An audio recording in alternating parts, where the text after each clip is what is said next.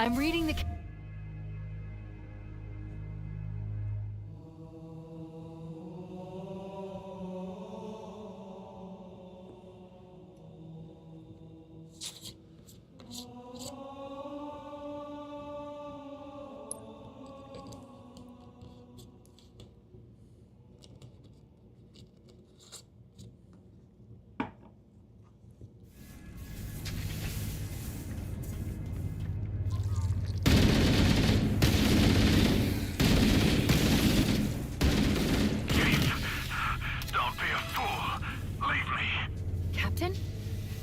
Captain! I've lost him.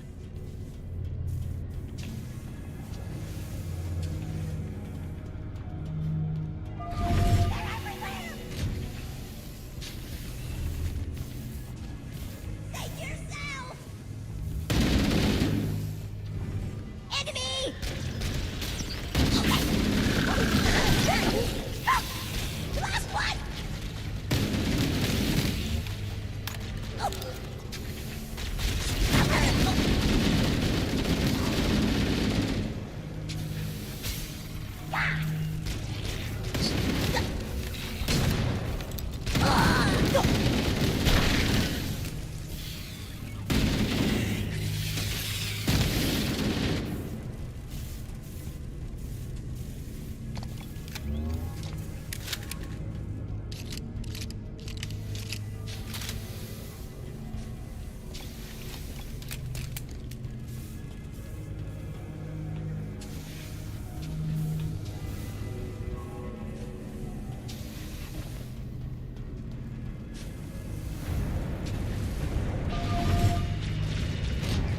Analyzing damage.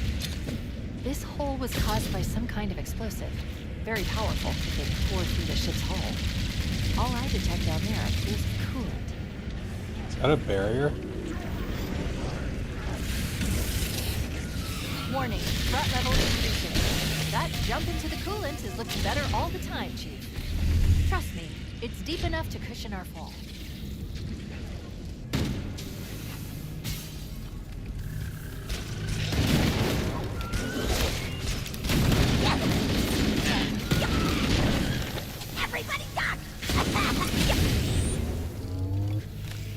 I cannot believe the hate that this game has been getting. Like, I just don't get it.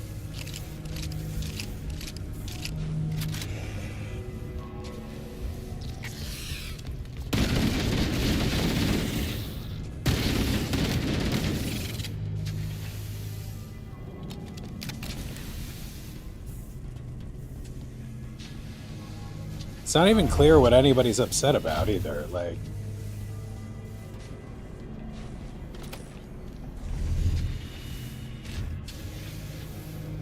I guess there's some performance issues on the like PC version or whatever, but and there is a little bit of frame rate dropping I notice in the cutscenes sometimes, but like whatever. You know, it's not ideal, but it's not game breaking by any means. Analyzing damage. This hole was caused by some kind of explosive. Very powerful if it tore through the ship's hull. All I detect down there are pools of coolant.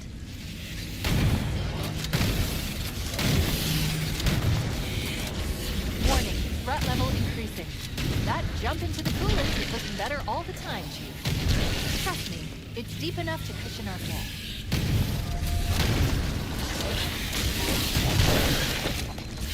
There's so many, I can't track them all. Chief, we need to jump.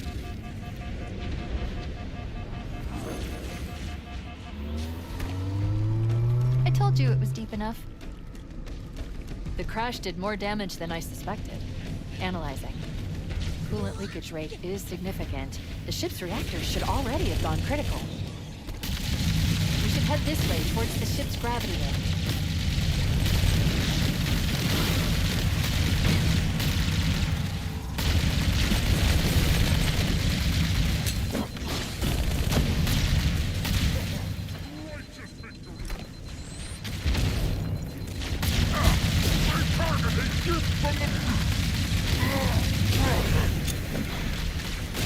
Like, as somebody who's never played this game,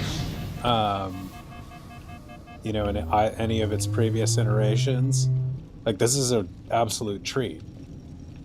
So I don't really, I guess maybe a lot of the hate is coming from people who have played this a lot and have their own ideas about what it's supposed to be, but yeah, I'm not having anything but fun with it so far.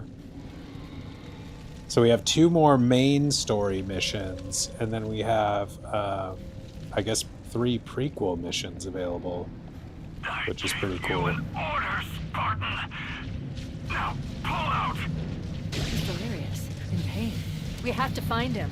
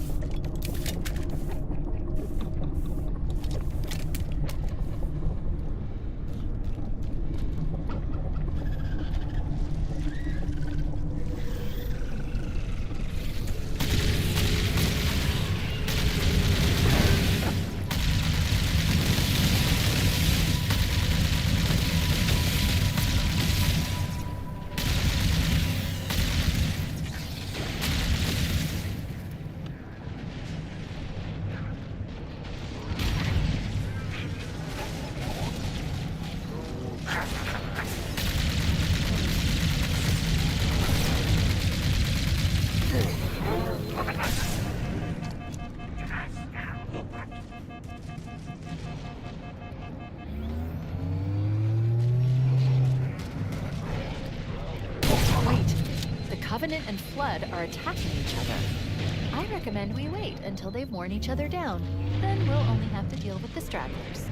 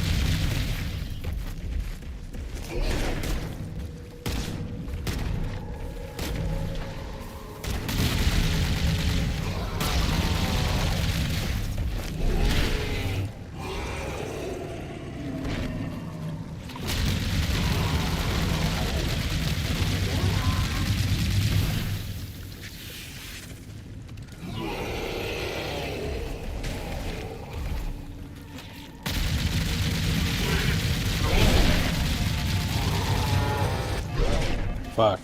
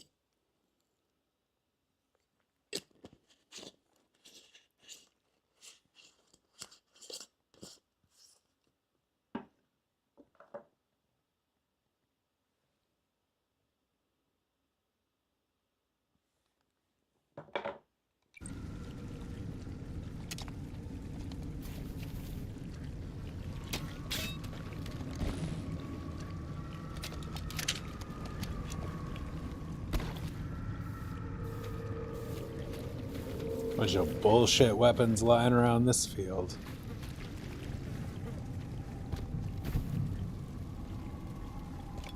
There we go.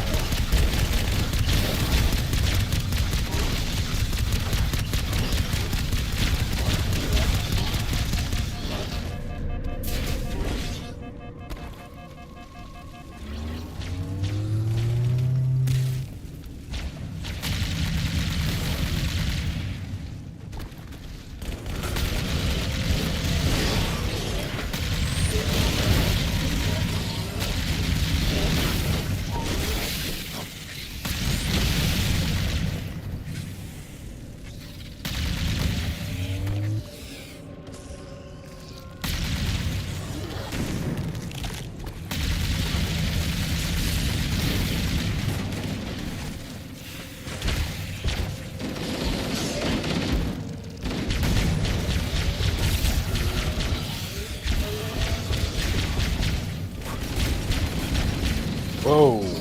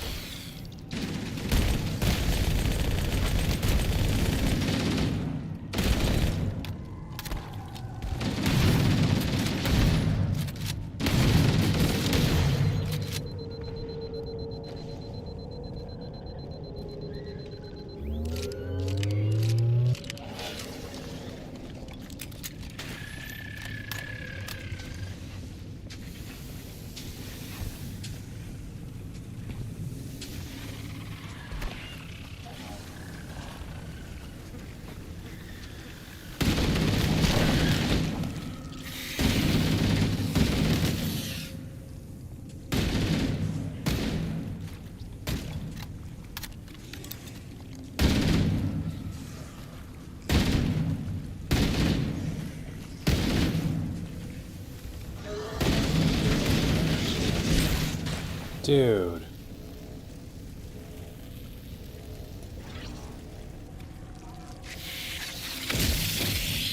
Oh shit.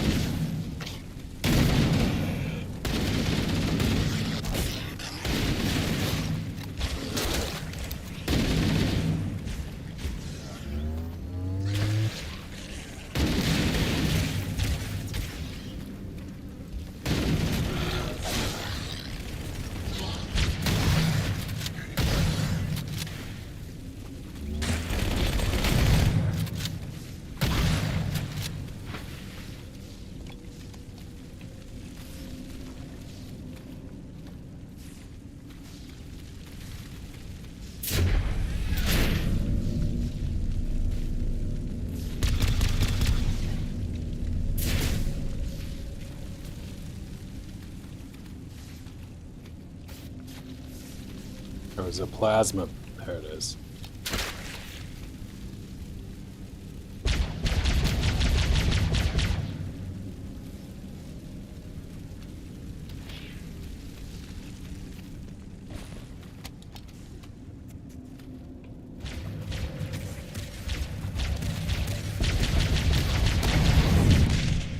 What? Rocket launcher?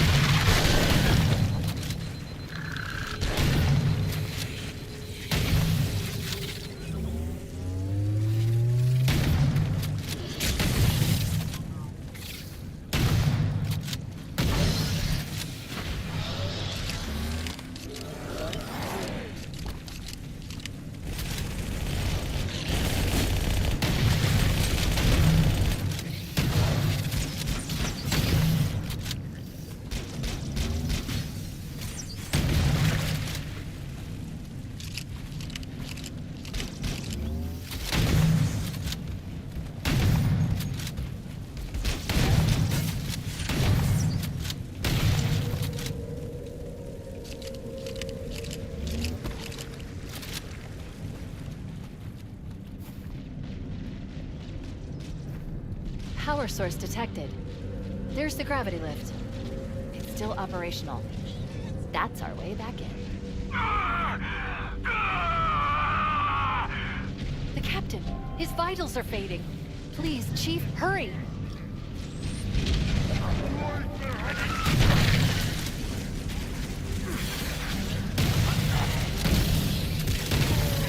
Does this mean I'm invisible, or what does this mean?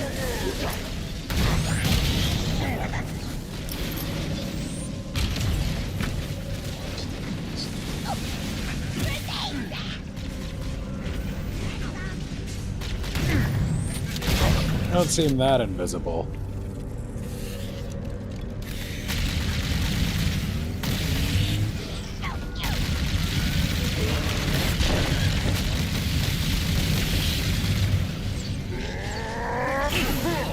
Well.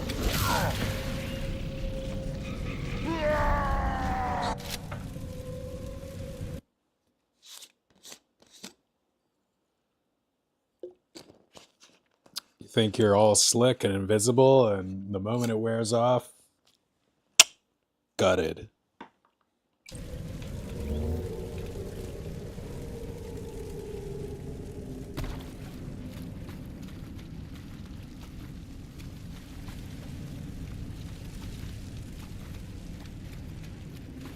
I was going back for, okay,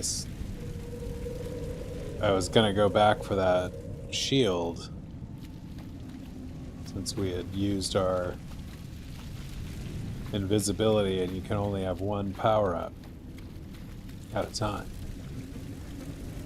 Alexa, turn off Rocky. Power source detected. There's the gravity lift. Still operational. That's our way back in. The captain! His vitals are fading. Please, Chief, hurry! Need to make sure Swordman is taken care of, so as to not suffer the same fate.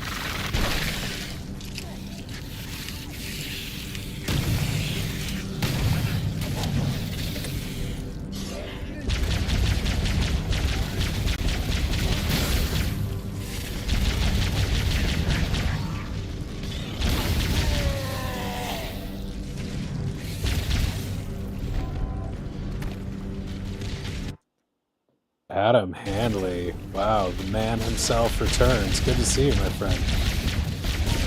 How did Operation Blackbeard go? Oh shit. No!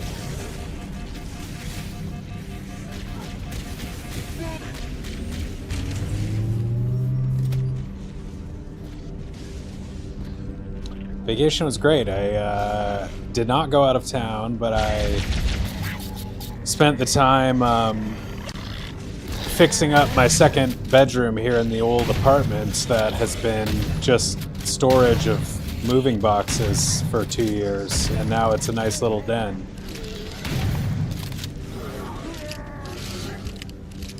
All major objectives completed. Love it. Glad to have you back.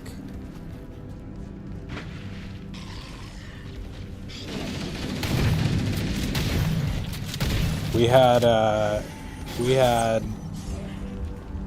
like 80 people watching for most of the last stream. It's kind of unusual. We're the best. I like to call myself or this channel the best kept secret on YouTube. Actually, that's the first time I've said that, but I'm just gonna go with it. Your mileage may vary. This game is fun, though.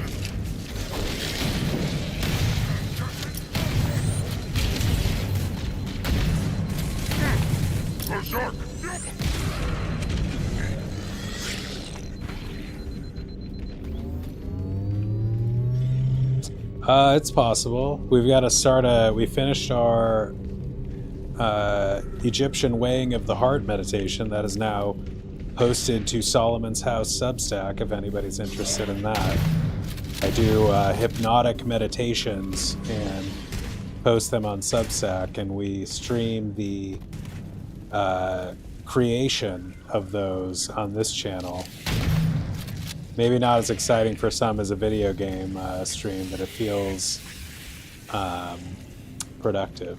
And I'm pleased, with how it came out, all things considered.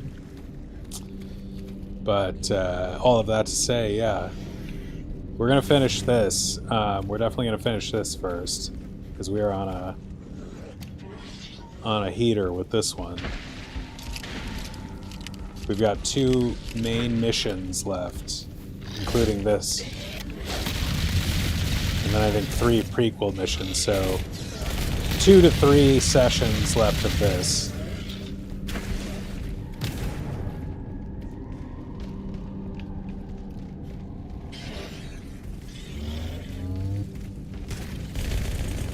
Remind me what Blackbeard was a cruise.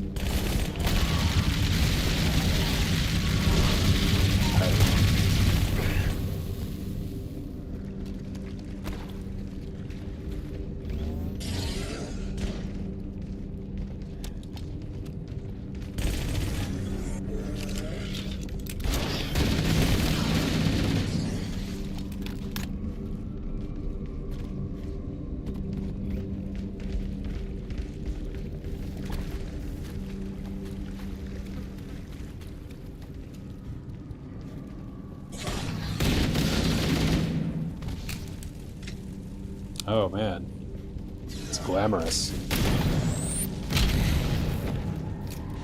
Did Grandpa go on said cruise? Is that a healing zone?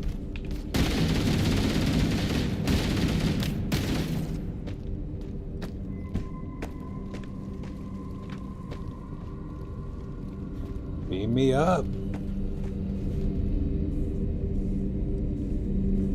I just pre-ordered the, speaking of beaming me up, I just pre-ordered the X-Files We should be Lego able to get into set the that's ship's coming control room out from in a here. few days. I'm very excited about it. It features a UFO beaming up or down an alien.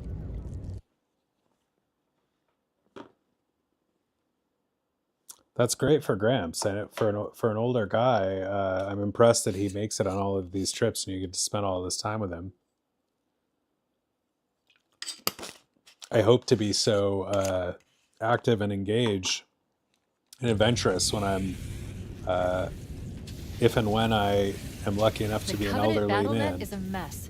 I can't access the ship's schematics. My records indicate that a shuttle bay should be here.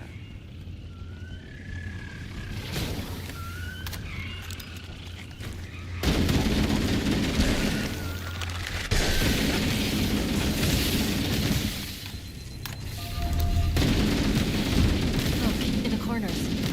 The Flood are gathering bodies here.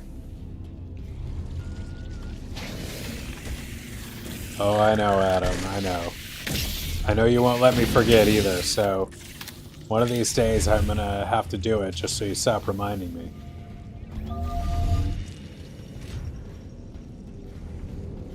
Resident Evil is like kind of a long-term project. We were talking about being on a heater.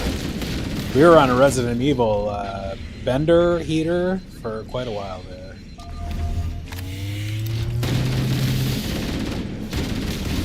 This is just such a treat for me, this game. Having enjoyed Infinite as much as I did when I got my Xbox, and then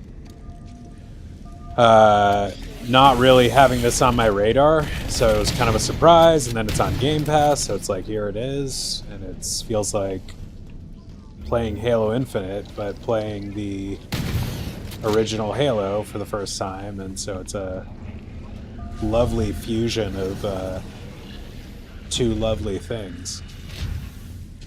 The memories. They're not mine. I must hold on.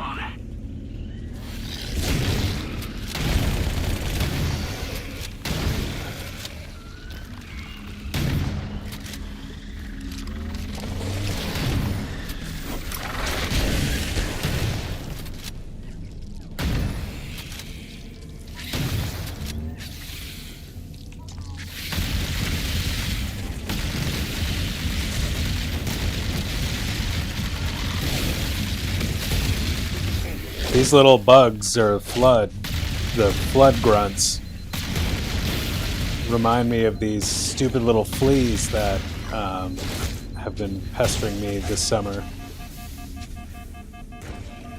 There's always like one of them just hanging around.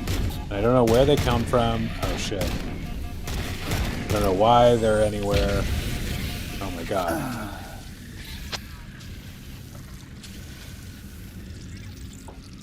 But I can't get... I mean, I don't want to make it sound like I have an infestation. I don't think we're at that level, but like, not at all. It's just like a stray one is the thing, and they're like hard to kill. I don't even like killing insects at this point. I mean, I will if I have to, but I kind of am in, you know, Pocahontas mode mindset where I just want to like respect life and not necessarily end anything's life for a reason that isn't really thought through.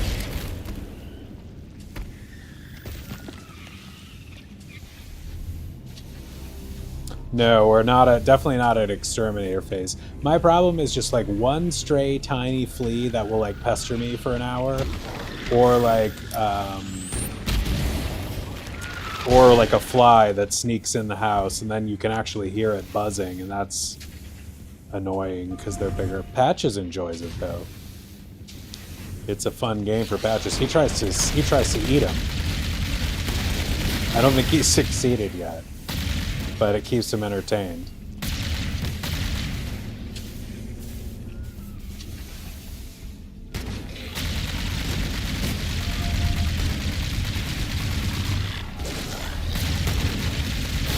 So what's the next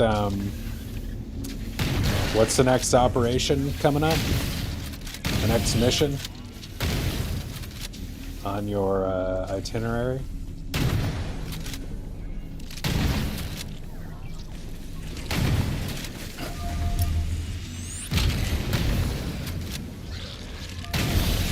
No! Is there like no guns in here?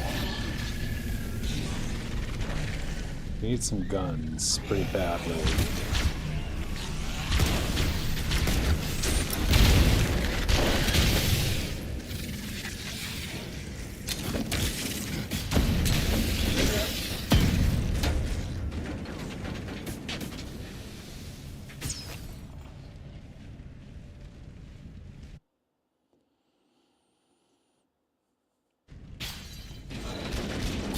These theme parks have kind of whack hours. I don't... Like, why does everything at Disneyland or Disney World close so freaking early? I find it a little offensive. Not offensive, I mean, they can do what they want, but... Like... A sad missed opportunity. I love how Disneyland stays open till midnight a lot of the time. Them's the best hours in my book. I love that, like late night, the last hour of the night, like 11 to 12. 5 p.m. is actually kind of offensive. Don't tease me with a giant exciting theme park and then close it at 5 p.m. I'm not even like, I'm barely getting going at 5 p.m.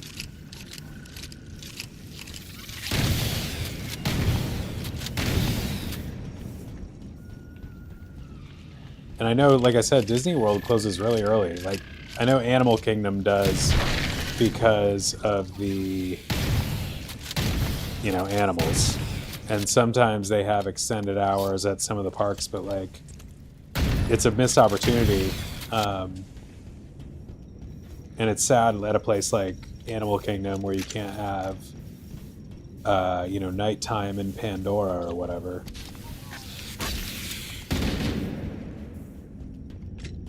Like, what is Pandora if not a nighttime setting? The best thing about Avatar is Pandora at night.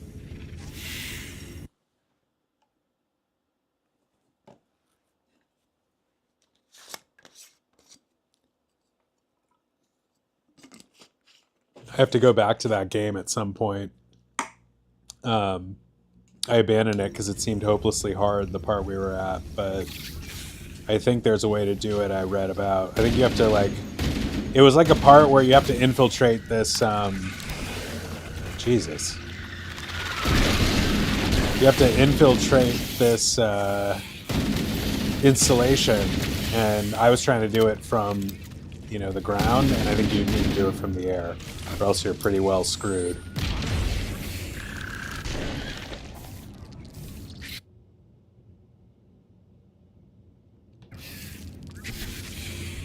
Well, you should just, I think you should just bask in the success of your cruise for now. What was the best part about it?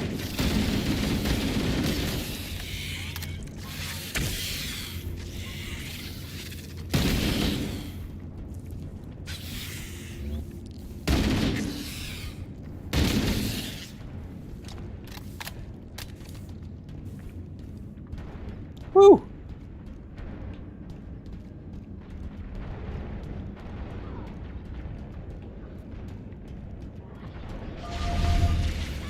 Oh boy.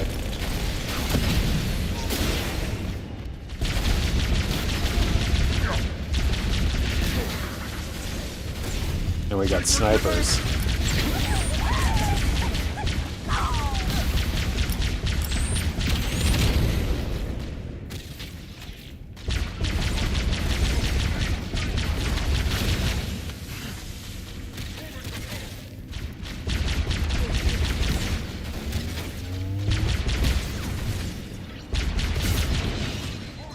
I want to go see Brand New Day.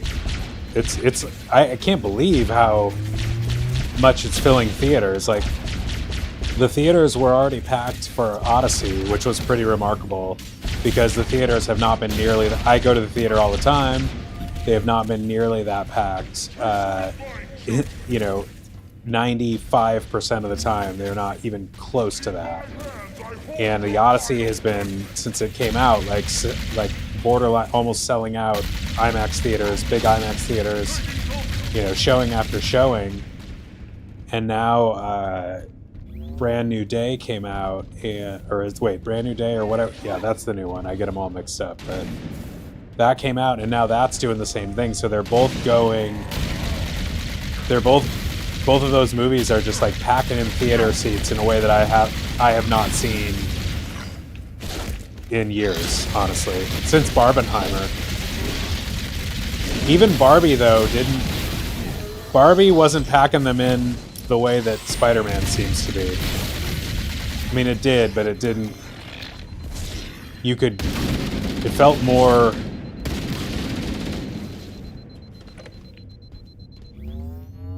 Amenable to spontaneity, to use a clunky but precise way of saying what I'm trying to say.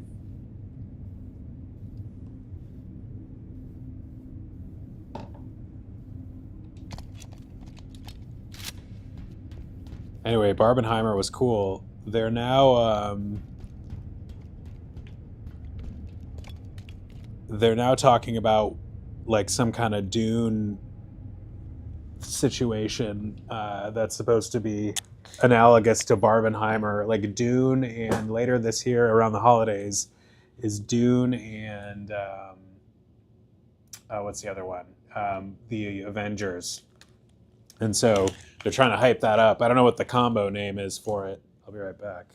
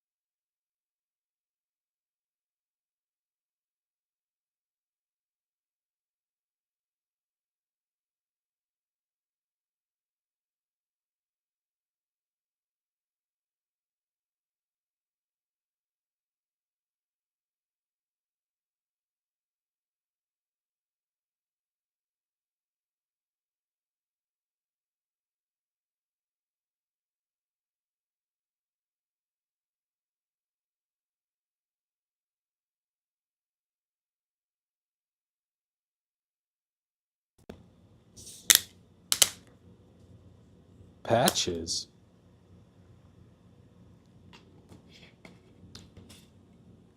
We got the. Oh, you can't see it. I forgot. I bought that to be like a cool background. It's a Cheshire Cat light. I bought it to be a cool background for my streams, but it looks like shit on the stream. It's like, can't see it.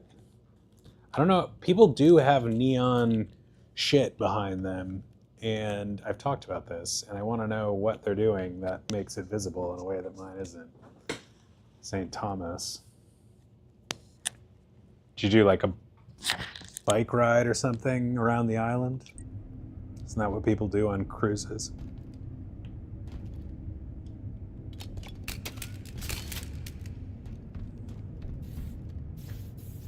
Have I had this weapon yet?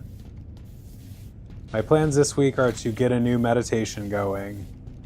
So that's going to be the priority, is to get going on that. We're going to finish this game if we're not done in the next 2 days. And then I don't know. I do want to I want to finish my 100%ing of Batman. Looks like another shuttle I want to go bay. back to that. We should be able to reach the control room from the 3rd level. I want to do a little more Forza.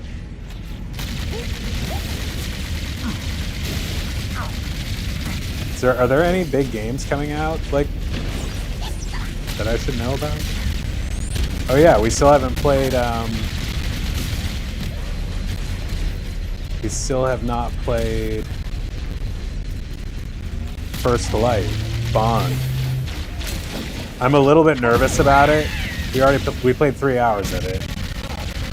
I'm a little bit nervous because it seems like it's going to be kind of hard. And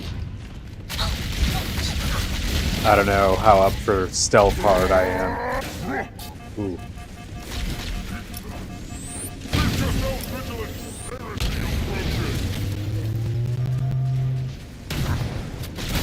A Jeep tour is really cool. That's like tropical Jeep tour is like, I don't know, I just think of Jurassic Park immediately.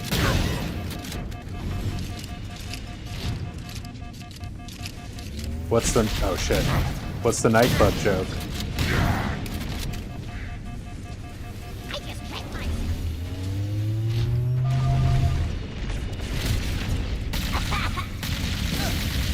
It just won't This is quite a chaotic level. Fun, but chaotic. Fuel rod cannon.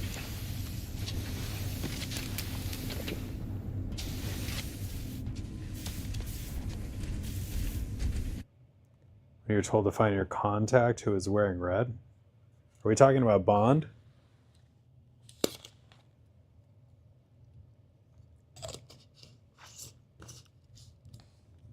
I don't even remember. I don't remember. We played like the first... We played the first... Oh, shit. Oh, no. Yeah, we played the first 3 hours and got through the training mission, all of which I'm sure I've forgotten now.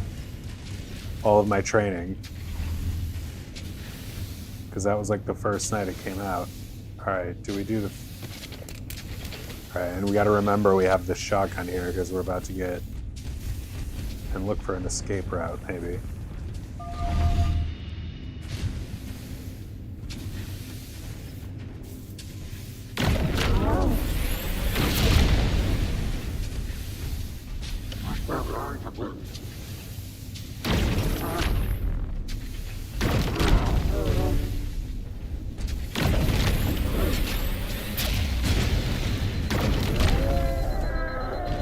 This thing rules.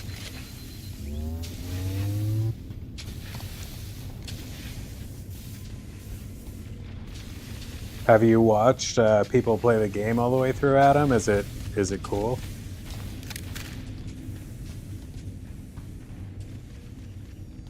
James Bond was the first GoldenEye, one of maybe my greatest Christmas present.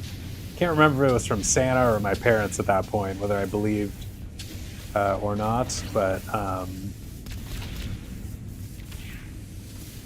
yeah, N64 one Christmas, I was probably, I don't know, 12 or 13, and I thought all my Christmas presents were done, and they were like, wait, there's one more, and it was the N64 with GoldenEye, and I was so psyched. It was like my first... It was my first brand new, real, like, big boy console. I had my friend's Super Nintendo that I bought from him when he was like done with it, and that was a lot of fun. That was like my first TV game console, and then I played like Mario RPG on that thing, and Yoshi's Island. Those two are the ones that really stand out. Those are two like all-time games, especially Yoshi's Island.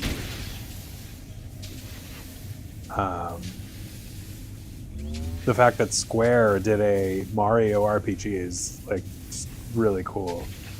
And then I had the N64. And then the PlayStation 2 was a few years later, and that was magical. But I had found that I would have been probably... I was similarly stoked nonetheless, but I had found that in my basement. My dad had just stashed it like in the basement where people didn't really go, but I was a creeper and like went in the part of the basement just randomly because I don't know. I was exploring nooks of the house or looking for quiet time, or I don't know why.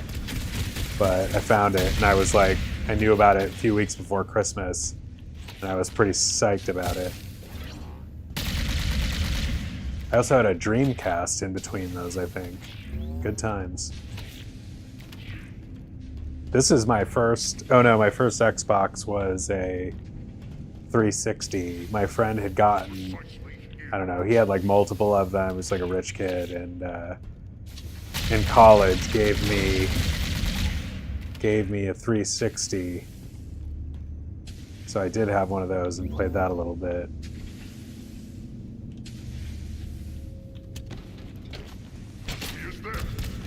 I also was an early adopter. I'm just going through my console history now. I also was like an early adopter of the PS3. So I had like the original $600 version that people were like, pretty amazing actually, looking back, that people were so hesitant. Oops.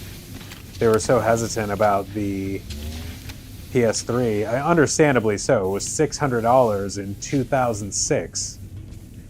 And I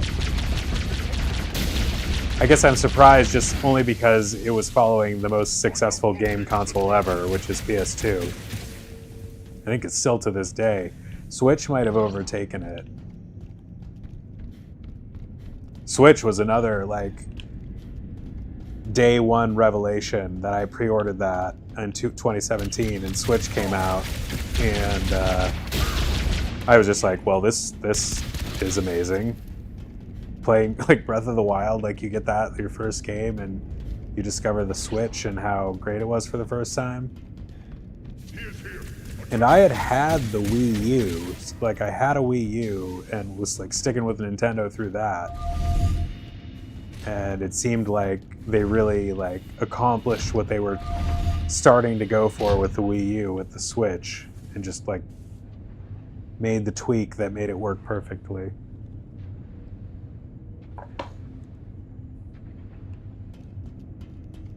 Ascend to a higher deck, so we've just been...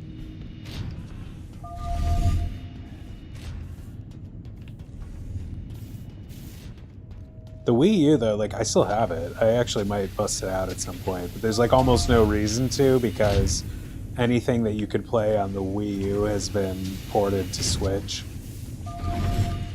Certain games came out, like Breath of the Wild was originally a Wii U game, and Mario Kart 8 was a Wii U game.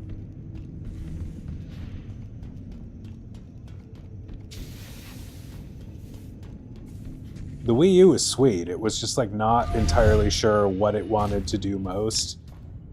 It had the gamepad thing, but you could only take it like 15 feet away from the TV. And then it had the Wii type controls were available. You could use Wii controllers with it, but like there was sort of no reason to. And there weren't enough games otherwise to make it memorable. But like as far as it still landed for me because it was Nintendo's first HD system, which was, you know, immediately noticeable and nice.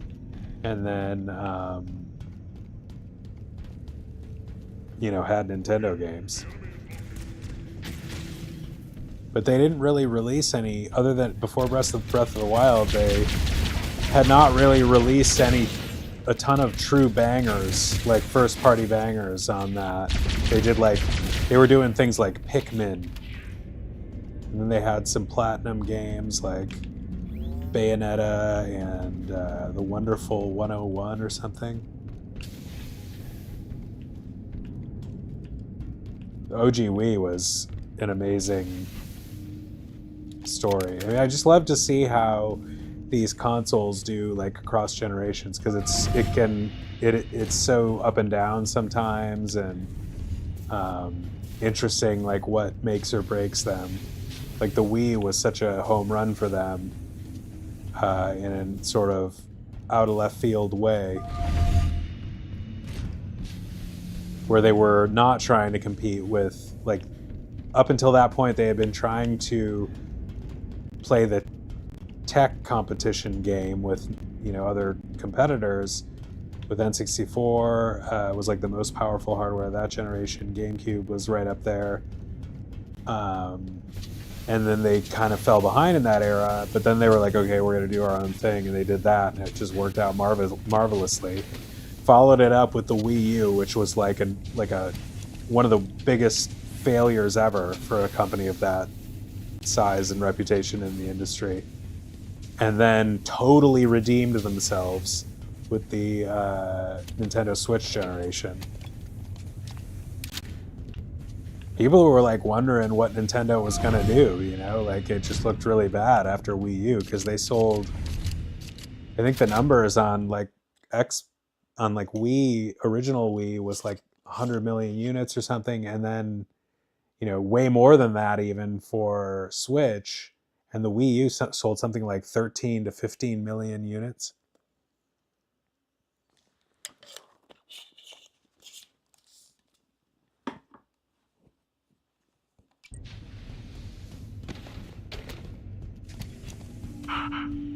It definitely felt like the Wii U was a necessary step to get to where they ended up with the Switch.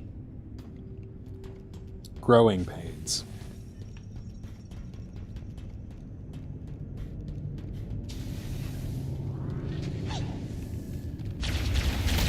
I'm definitely excited for the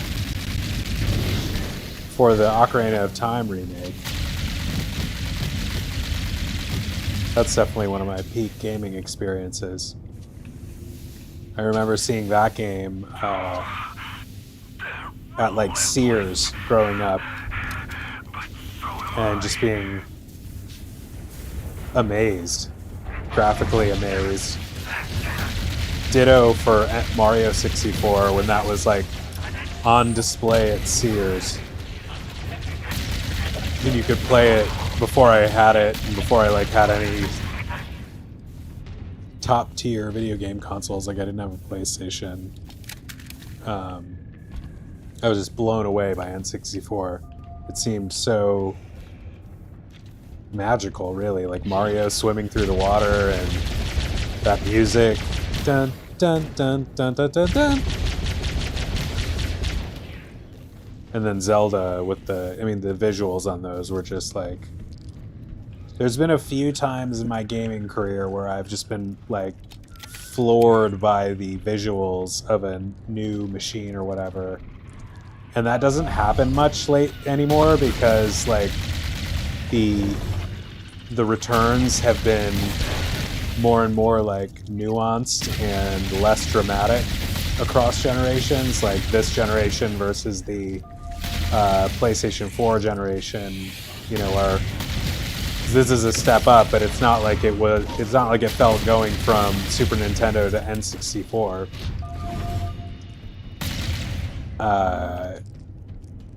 Dreamcast though, like I was a big fan of that, and that was one that went from 64 to 128-bit was what Dreamcast was. And Dreamcast like definitely felt futuristic when it first came out.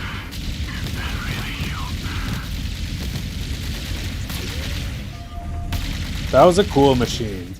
The controller kind of sucks though. The one stick is stupid. The video game shit. They had that little memory card thing that could go in it. Oh my god.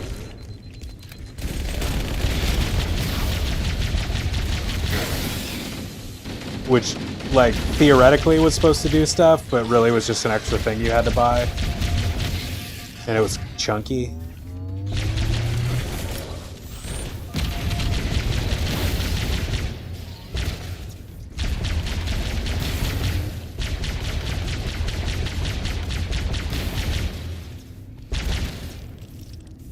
This level is madness. Just relentless.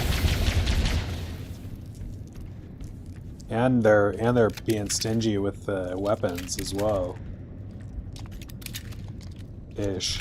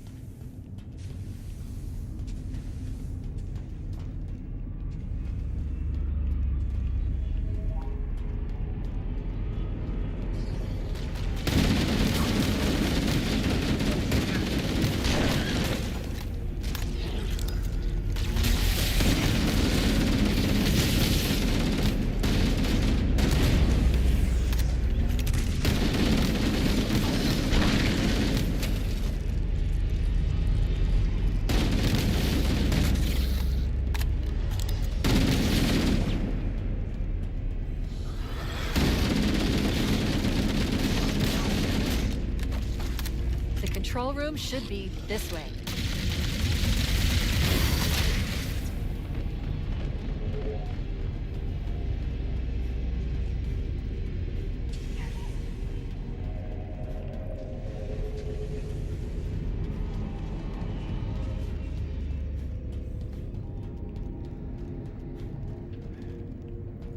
It's going to be interesting to see what happens in the next generation, because they're now like, I mean, this Xbox, I love it, but like there's no great reason to get an Xbox over a PlayStation 5, like unless you're just a fan at this point. I can feel them But I'm crawling glad with it. But inside my mind. the costs are going up so much that it's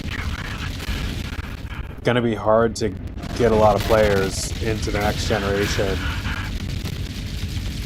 I mean, these machines might end up costing $1,000.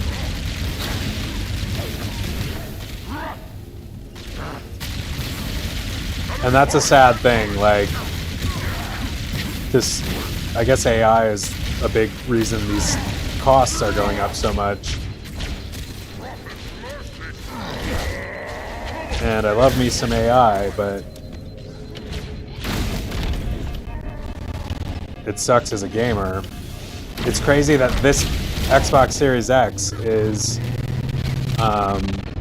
like $200 or $300 more than I paid for it 2 years ago.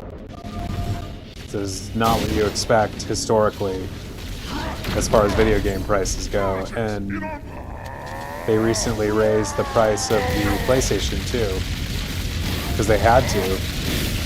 Or I mean, I think they had to, or that's what they say, but it makes sense. I don't know how much profit or not they're making, notwithstanding the price raises, but I mean, they clearly had to raise it to continue making an acceptable profit. Because that's not something you want to do, like, just recklessly from a PR standpoint. Like, you wouldn't do that, I don't think, based on what is historically how it's handled, and based on the fact that gamers are not going to be, your audience is not going to be happy, you know, to hear that. So they don't take those decisions lightly on that, I imagine. Although PlayStation just announced their end of physical media stuff, and that really pissed some people off.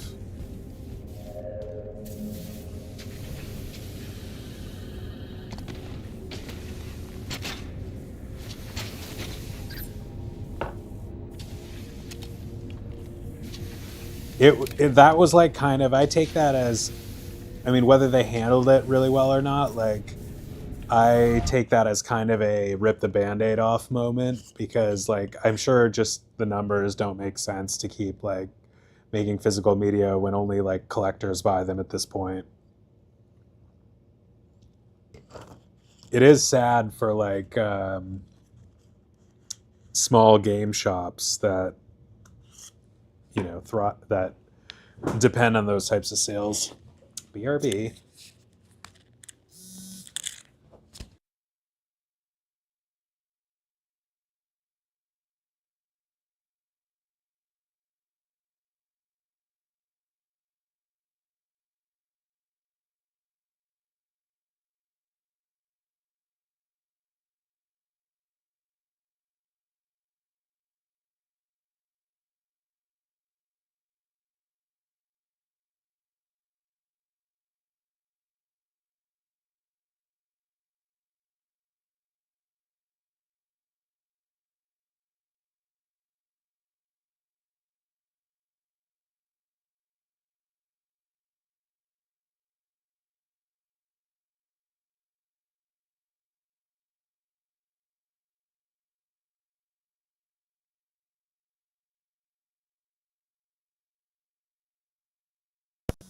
It does suck, though, on some level.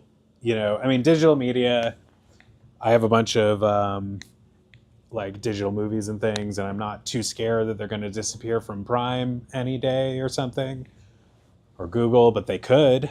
You know, it's not the same as having like a self-contained copy of something that you just, you know, definitely continue owning.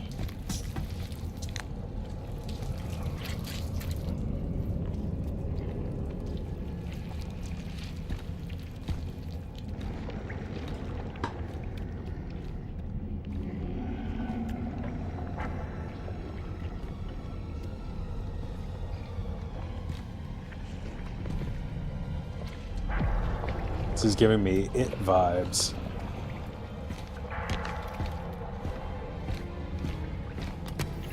Chief? Chief, How do we free him? it's not him. Not anymore. The captain, he's one of them.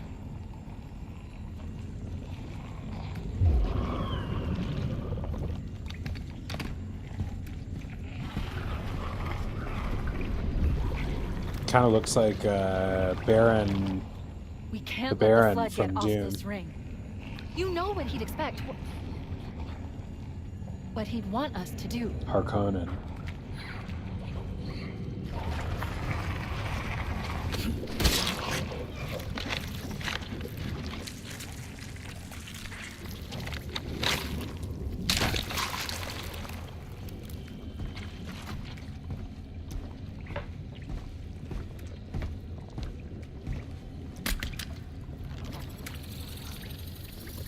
It's done.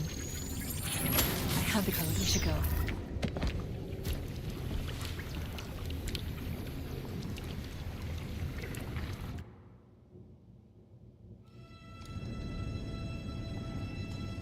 Alert! I'm detecting multiple Covenant and Flood groups approaching the bridge.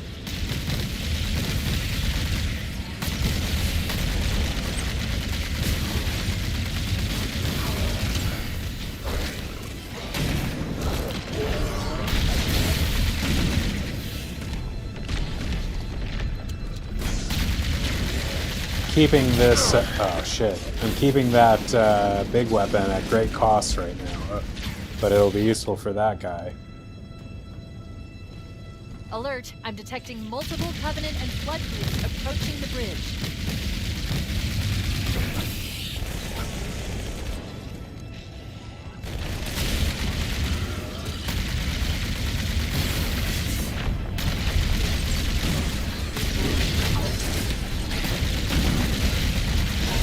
Need a shotgun.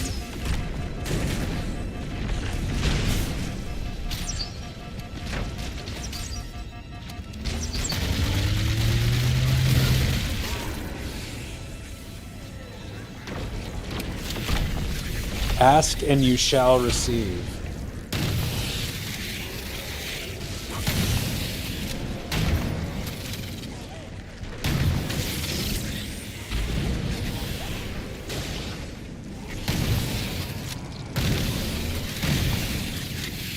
I hate wasting any weapons on, or any weapon bullets on these guys.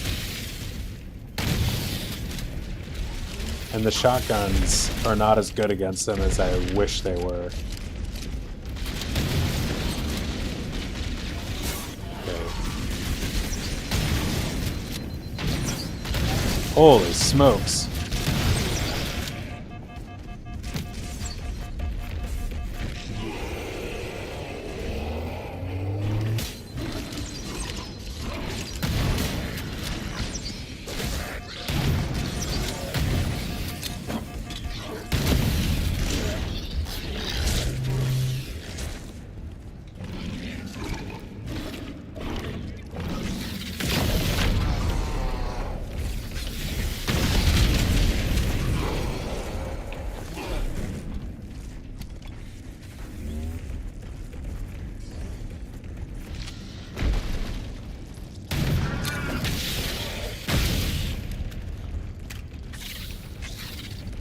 Did I get him? I think so. Nope.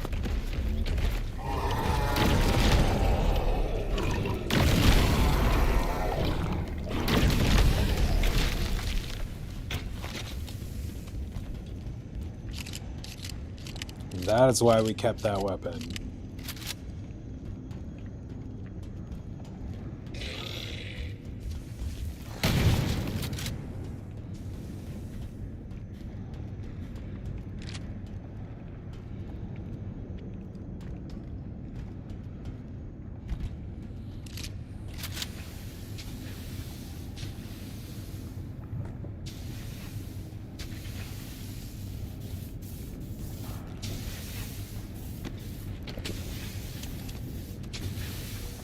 to get back to the Pillar of Autumn.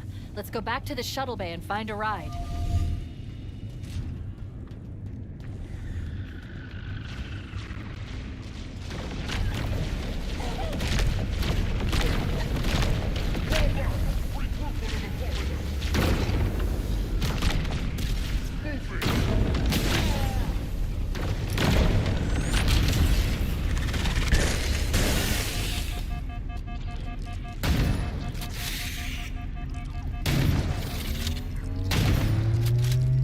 This is what I'm talking about. You actually do have to aim to kill those guys with the shotgun.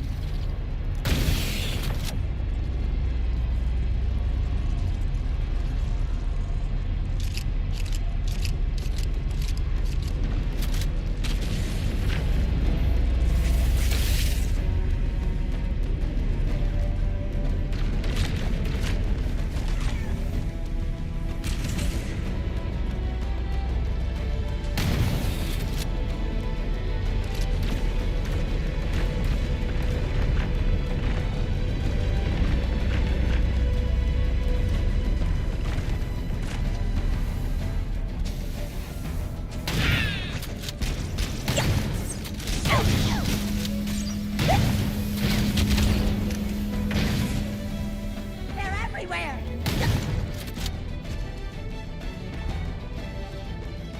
Save us! What?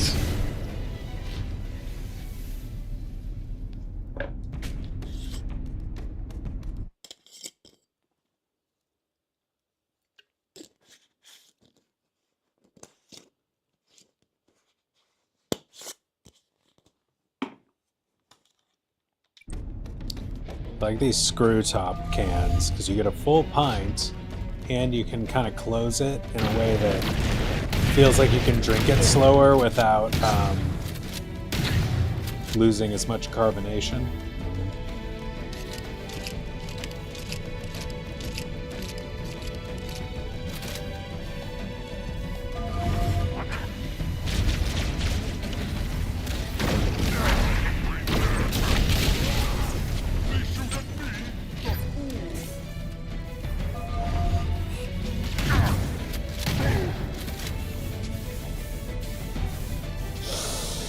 I gotta keep the big guy, but alright, that's a tough choice.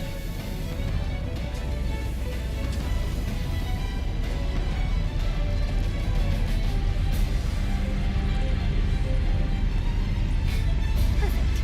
Grab one of the Banshees and we'll use it to return to the Pillar of Autumn.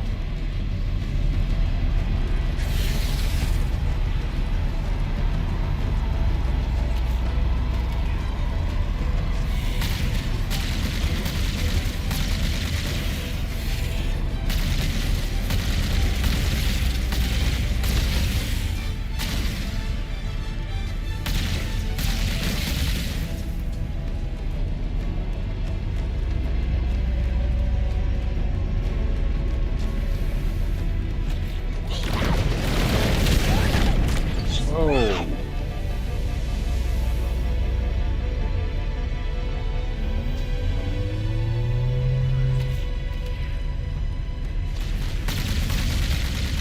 Blasphemous rounds incoming.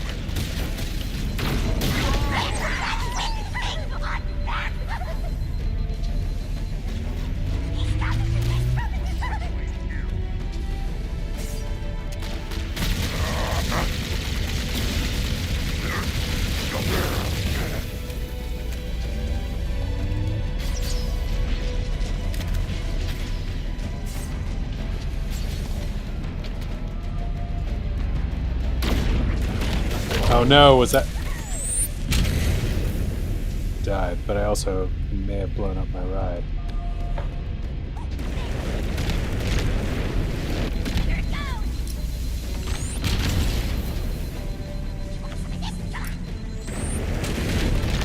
Dude, what is this? Who's shooting me with all of that?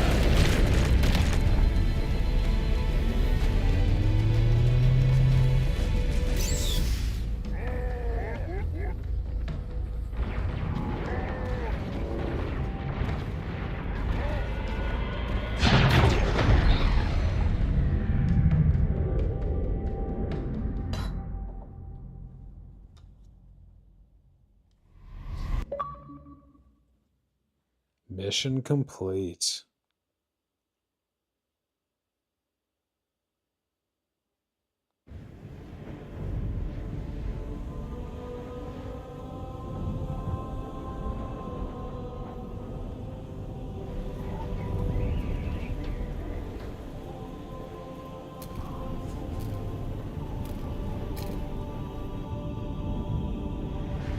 This thing is falling apart. It'll hold. We're not gonna make it. We'll make it. Pull up! Pull up! If you're new here and would subscribe, I'd appreciate it.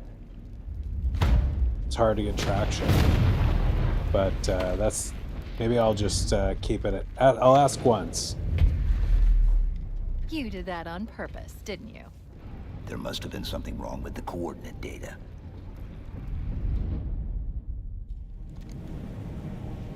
We need to get to the bridge. From there, we can initiate an overload of the ship's fusion engines. The explosion should damage enough systems below it to destroy the ring.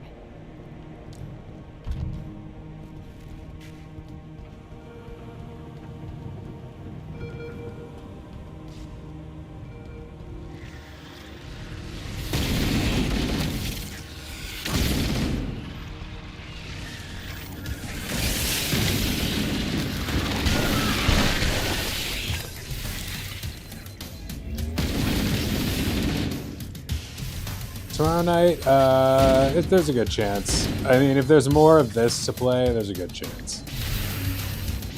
This is the last mission. We could finish the main story tonight, actually. I know this is kind of long. I mean, I'm investing in another hour and a half if I keep playing, but it would be nice to finish tonight. And then tomorrow I might want to get into the prequel stuff. There's like 3 prequel missions.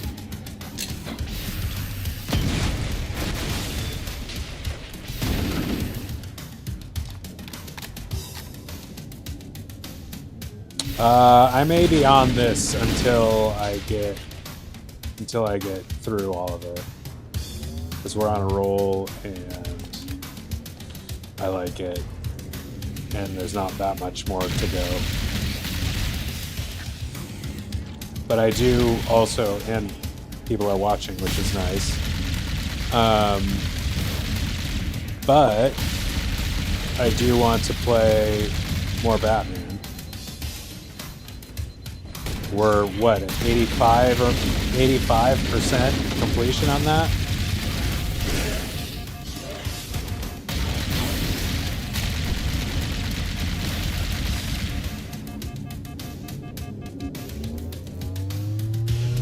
And do you have to go through like basically like the story mode a second time, which I'm kind of intimidated by, but excited for, because it was good.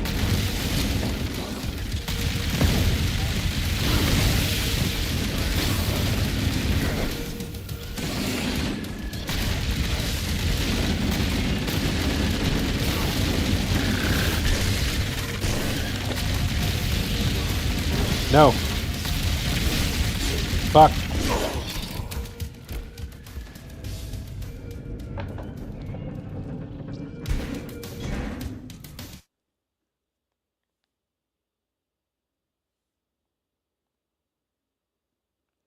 Yeah, I do want to be efficient about that, because I'm not planning to do a third.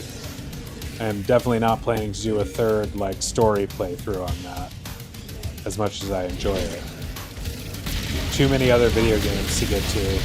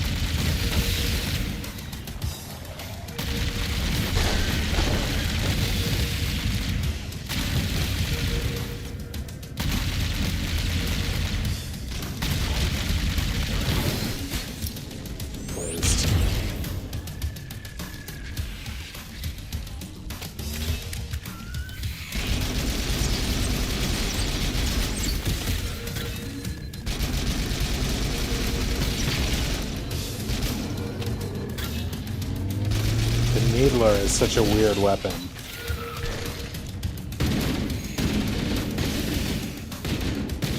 It's definitely like a last resort weapon for me.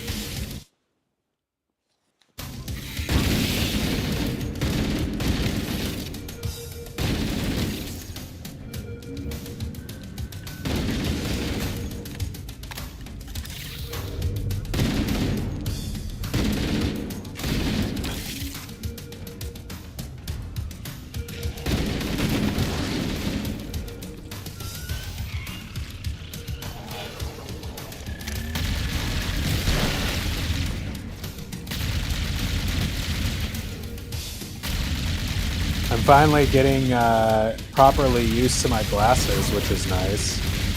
I was wondering there for a minute if that was going to happen. They were feeling weird well over like a week or more into it, and now they feel pretty good. These ones in the Ray-Ban, the Meta Ray-Bans, actually feel... I mean, the glasses frames just fit better than my other glasses, so I think that's helped. But...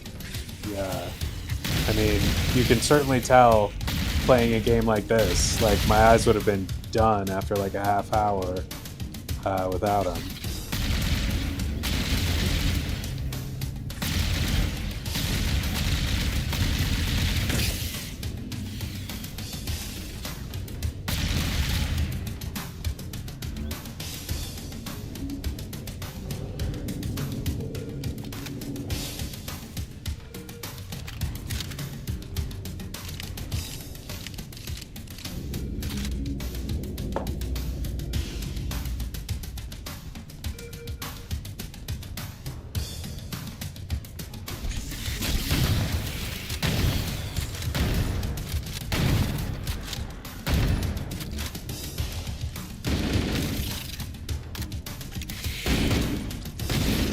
Shout out to the Walmart Vision Center.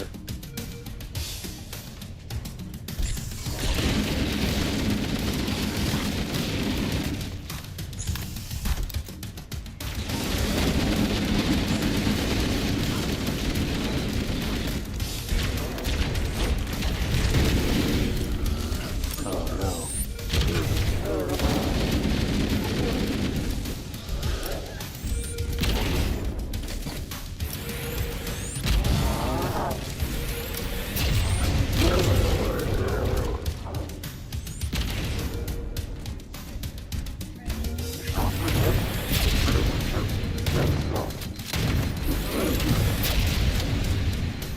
This is not going to go well for me if I keep standing here.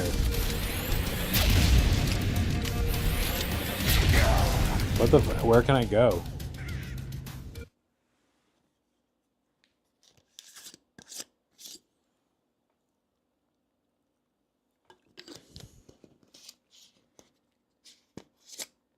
Mr. Patch.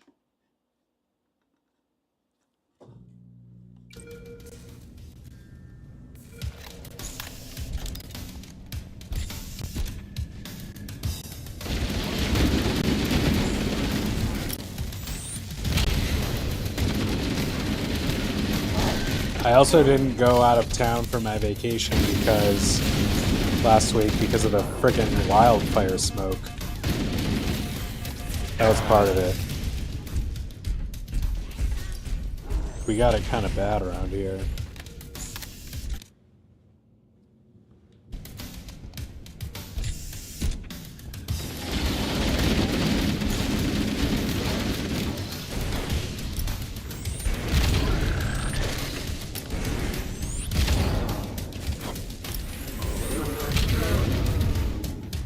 Alright, I gotta... oh shit.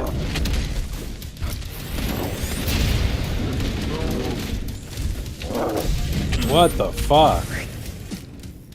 Badges.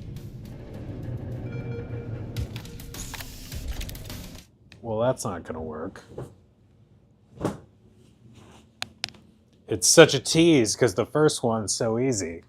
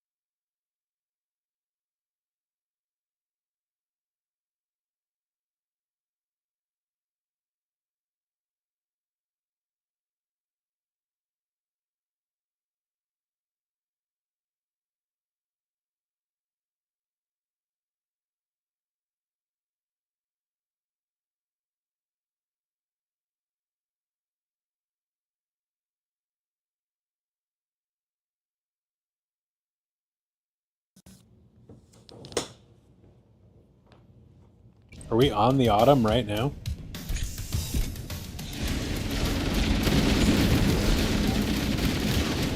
Alright, we gotta think about this.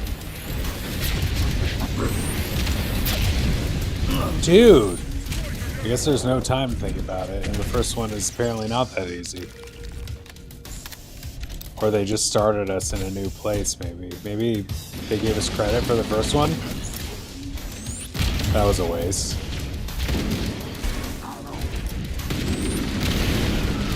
Oh my god, are you serious?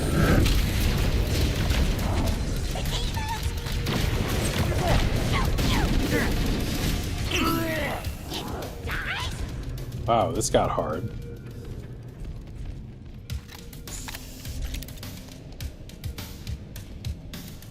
Alright, let's think about this for a second.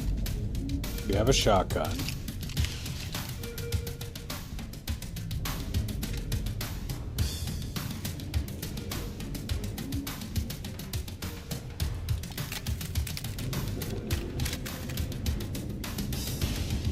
Which doesn't help us that much, because I don't think it slows him down.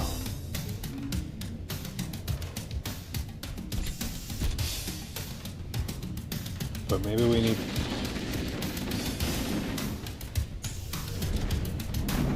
I'm like too scared to even go out there right now. Oh my god.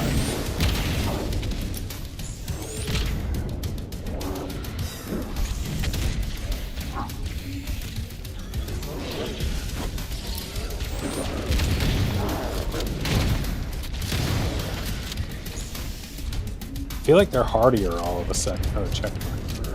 Take it.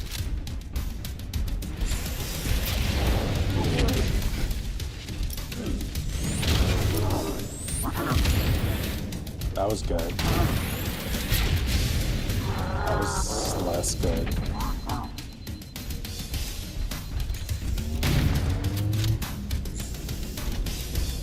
Glad he didn't. Oh shit.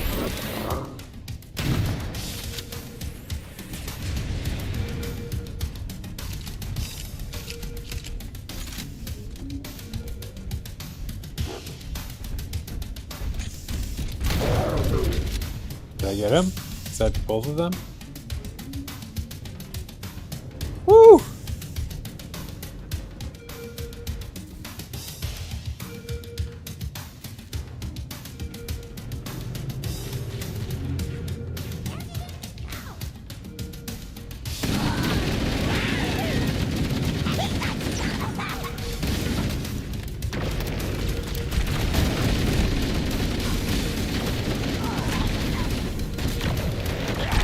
Oh no, are they gonna make me do those again? Please give me credit. Did they give me credit? Yes, wow, generous, thank you.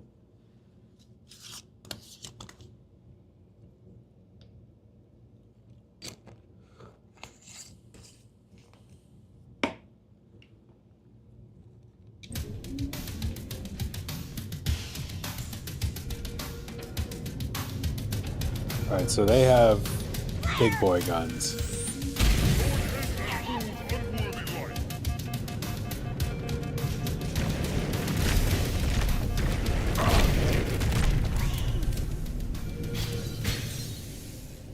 I'm just grateful they gave us the big guy kills as a checkpoint. This is frustrating but manageable.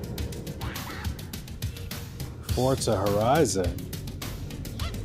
We like Forza Horizon. Welcome.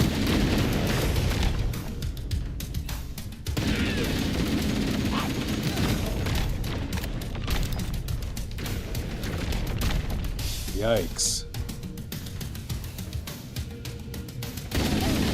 I think some or all of the prequel missions in this are like flight missions, which is interesting. I'm not sure how I feel about that, but people have said positive things. Also, a thing you can do that's really interesting in this is play Jesus. Is play third person if you get some kind of... I think it's a skull you can get.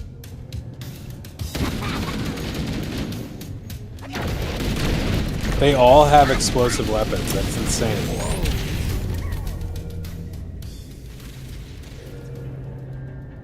I guess we have to rethink our strategy.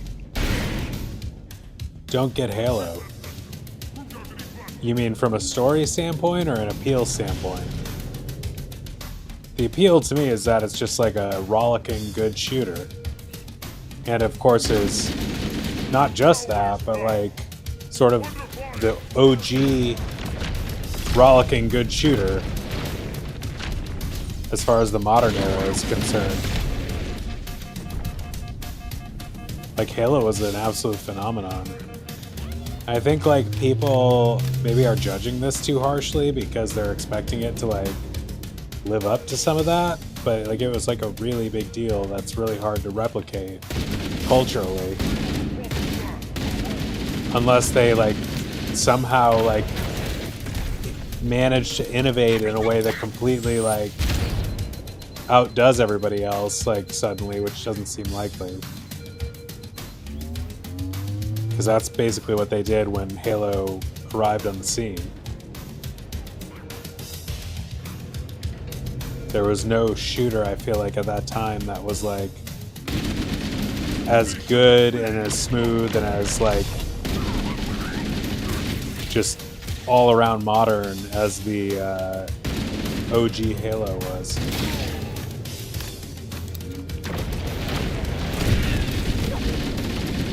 I had played games like around that time, like I mean, there were like modern-ish first-person shooters.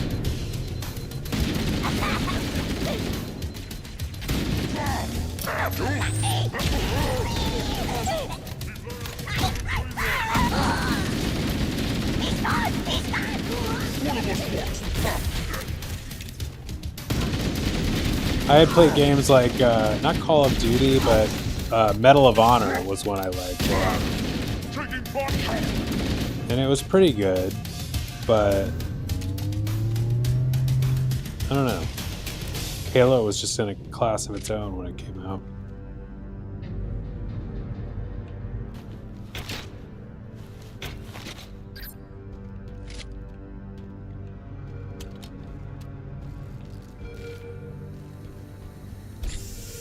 And then like some of the sequel, like I don't know which, I wasn't really like playing them at that time, but I had played them enough to know that. And I know that like Halo 2 and 3 were a really big deal too, I think. 3 especially was the one everybody says is really good. I still haven't played those, which is actually kind of exciting. It's hard to like... It's hard to go from a remake like this, playing a game like Halo 1 for the first time as a modern remake this way, like in sort of the best possible way, and then to go to like a dated game like that, which I'm sure still plays pretty well, but like is, you know, old.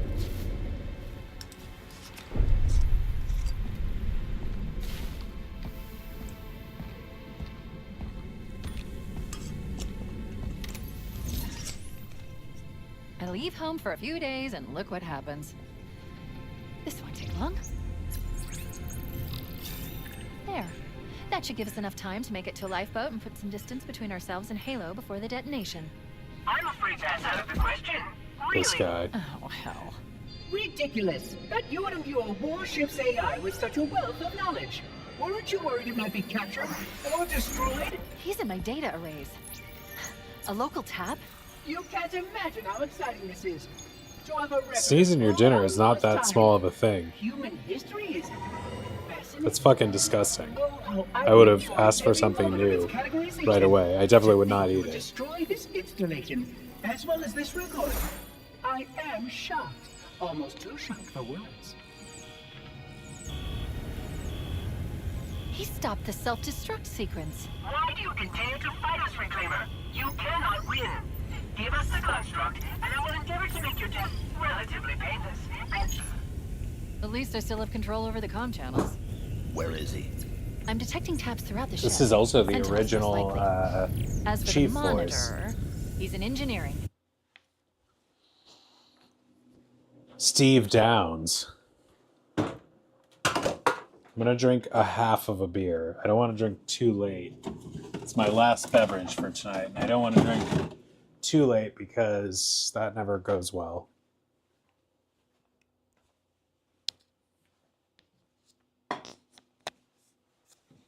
The earlier in the day you drink and rehydrate, the better for your overall hangover avoidance. Trying to take the core offline. Even if I could get the countdown restarted. How much firepower would you need to crack one of the engine shields? Not much. A well-placed grenade, perhaps. But why... Okay, I'm coming with you. Chief, Sentinels. Transfer me back to your suit. You need to go.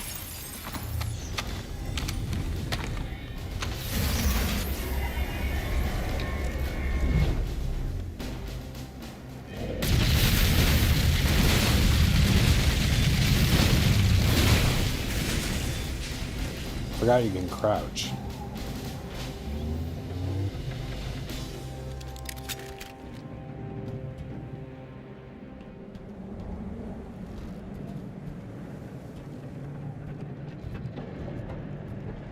This is giving me Blade Runner 2047 vibes a little bit. That scene where he meets Harrison Ford. I gotta watch that movie again.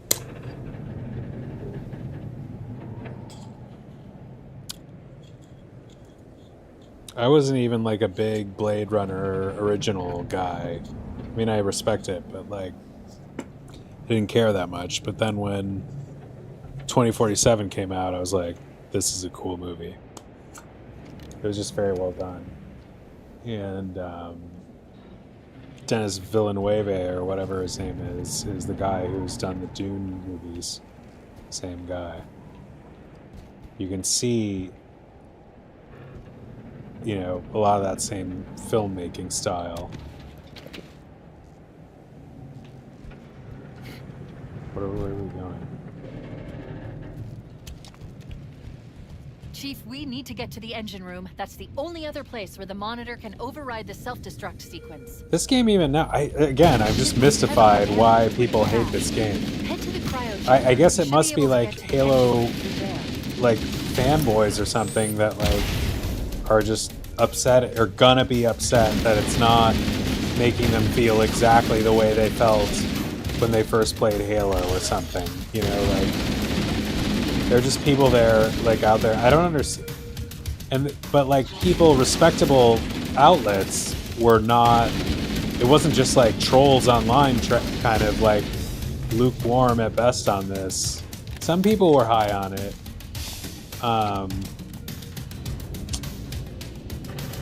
Others were like, I think IGN gave it a 7, which I think I disagree with.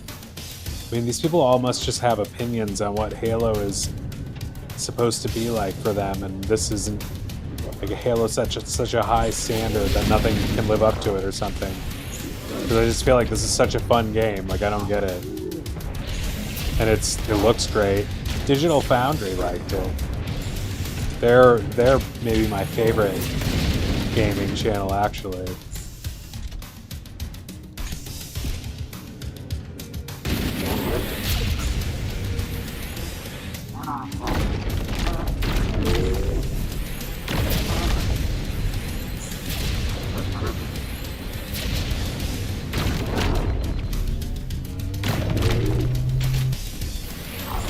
No.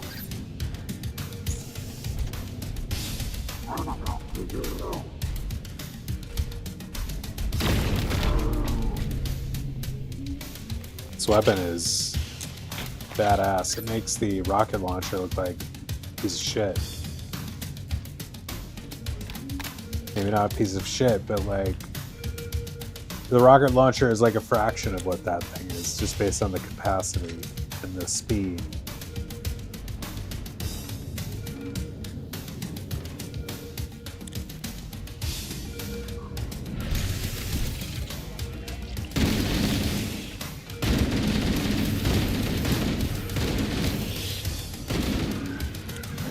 Actually, what I am gonna do right now, while I have a little bit more beer, is to grab myself a Propel electrolyte water drink.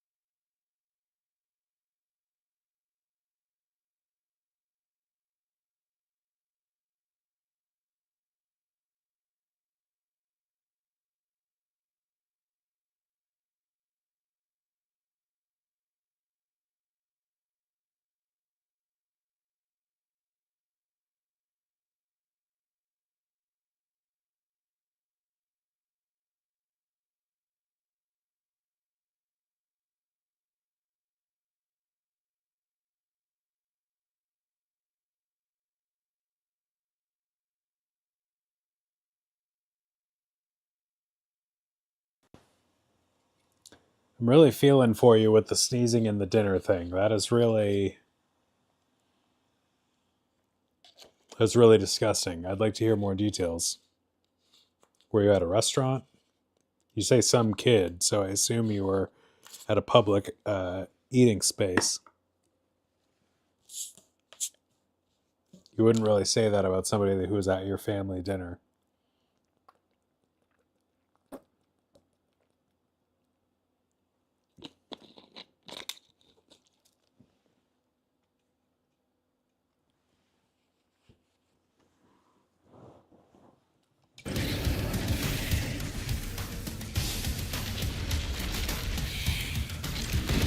I mean, it's a kid, you know, like, it's good to be graceful. Most of the time, you know, kids, they just don't know what they're doing, even if they're being little shits. Sometimes a kid, I guess, yeah. That's rough, though. Did you get a replacement meal or something?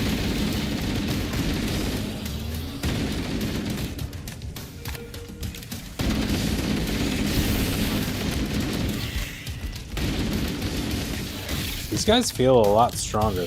Not a lot, but noticeably stronger than they were when they first appeared.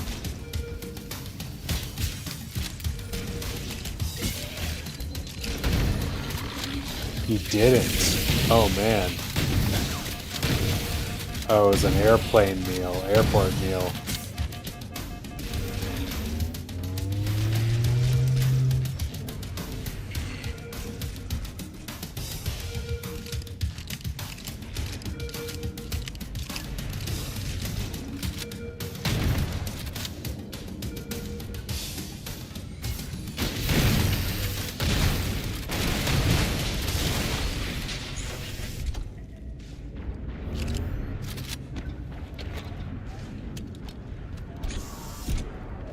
Mr. Matty is another game channel I like, and he didn't love this game either.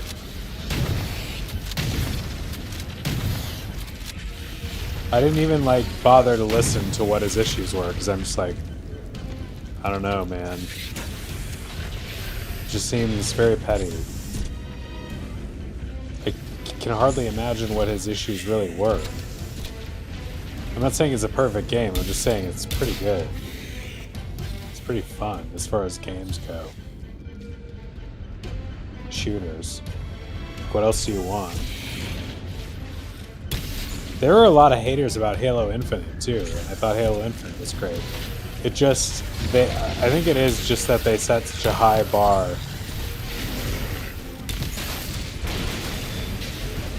That nothing else is gonna compare unless they, and then also people are like have preconceived biases against and opinions about the current developer of Halo, which was different than, I think it was Bungie originally, and then now it's 343 Studios, now called Halo Studios.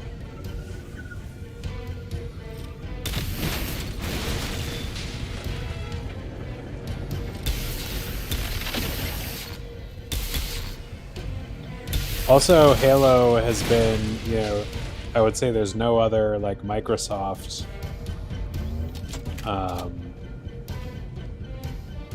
property or whatever that is as iconic as Halo and is associated with Microsoft as Halo. So that's why Halo, this is the first Halo on PlayStation consoles, and that's a big deal. Can't shoot you. But we're not sure whether that's going to continue as like a thing where we're releasing, like, we don't know if PlayStation or Xbox's strategy about letting everything out onto every console is going to hold now that the new CEO is at the helm. Asha Sharma.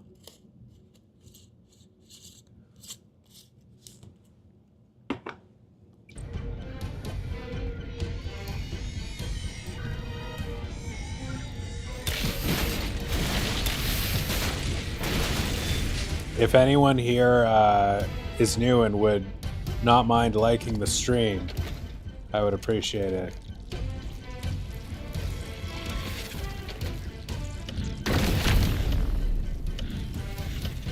Only do so if you actually like the stream. I wouldn't ask anyone to be dishonest.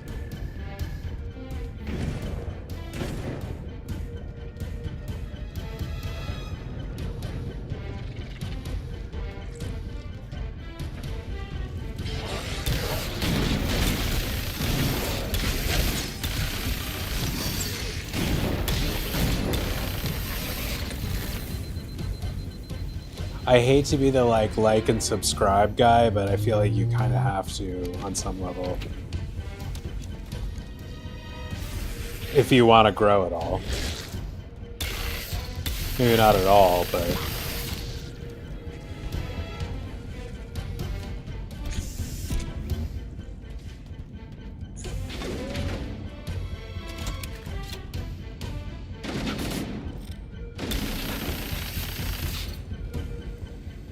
Sentinel beam is pretty badass.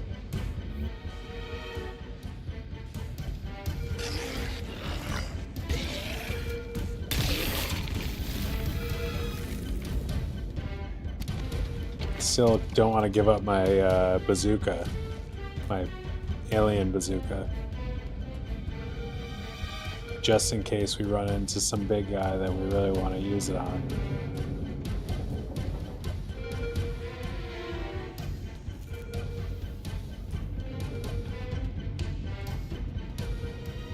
But this is a nice gun to have.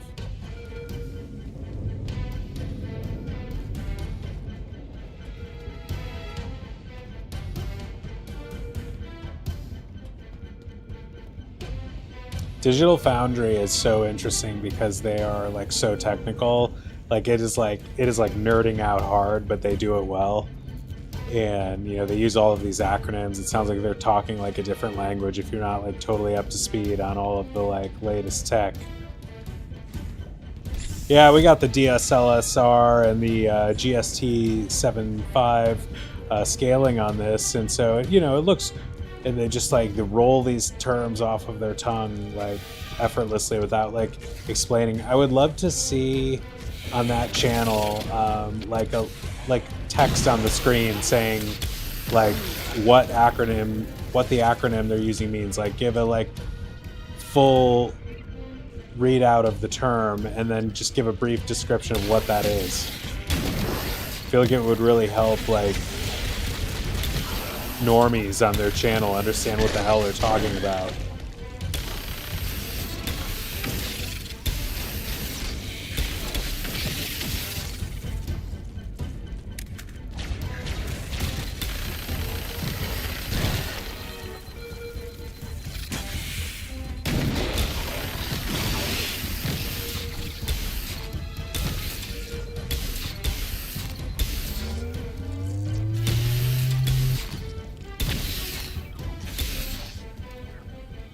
I hate wasting this on them.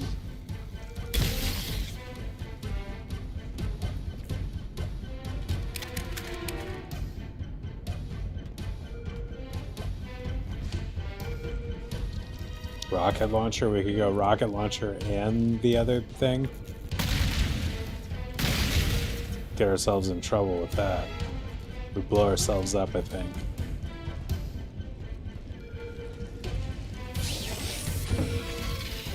I guess I could see, like, I'm just thinking about the haters again. Like, I guess I could see if you were a big Xbox or Halo fan, had played this game before once or twice over the years, in the different iterations that already, oh shit.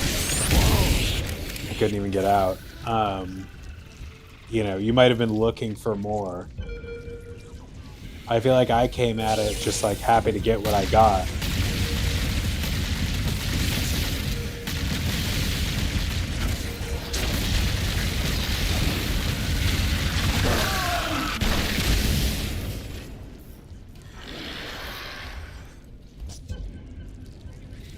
Dang.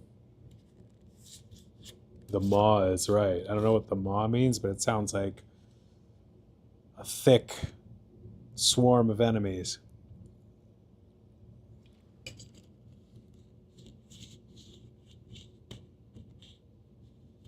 Right, bud? Oh, he's chilling.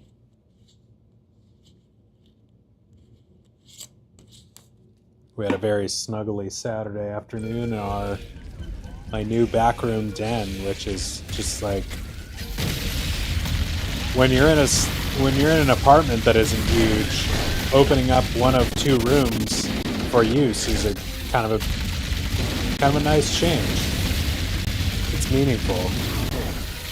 It spices it up.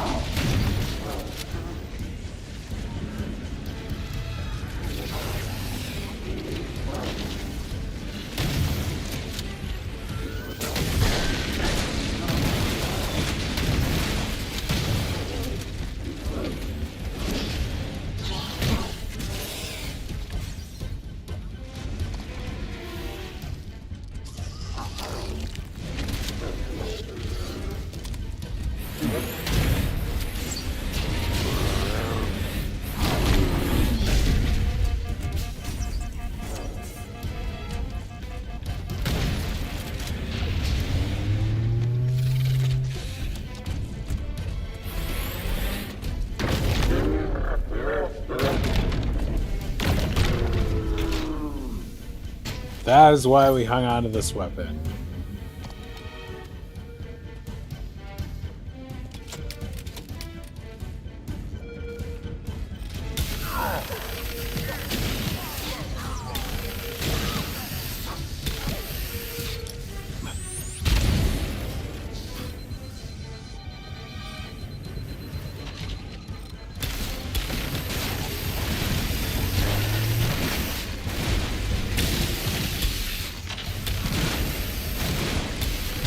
Like, everybody's entitled to their own opinion, of course, but, like, I do feel on some level, like, it's hard for me to imagine, like,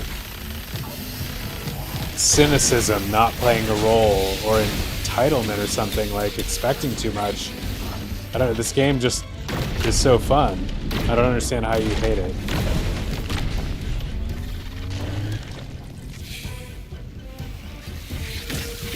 Need a new weapon.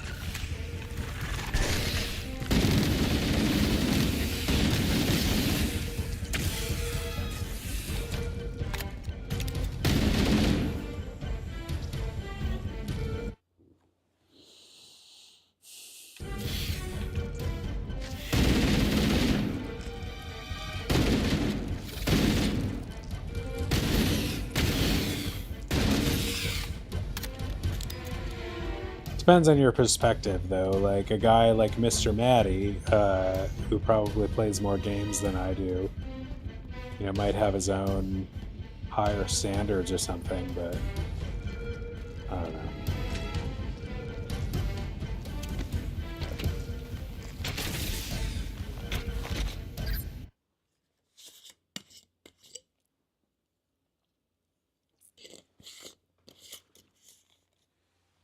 I don't know, man.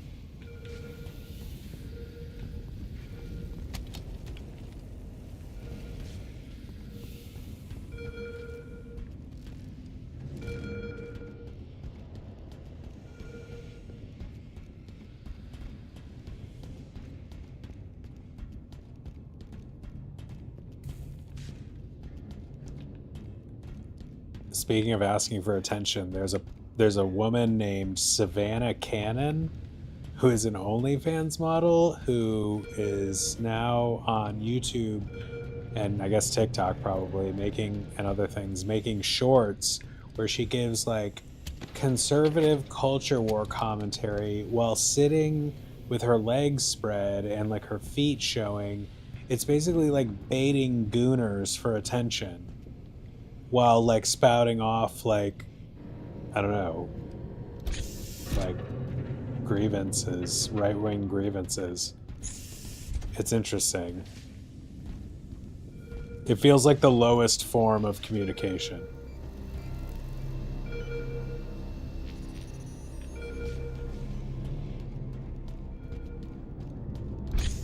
But I mean, you know, Engine room located. if We're you're here. attracted to women, like Don't worry, it's I hard have to look access away. to all of the reactor schematics and procedures. I'll walk you Just through like, it. oh, hot lady sitting with yoga First, pants. we need to pull back the exhaust couplings. That will expose a shaft that leads to the primary fusion drive core.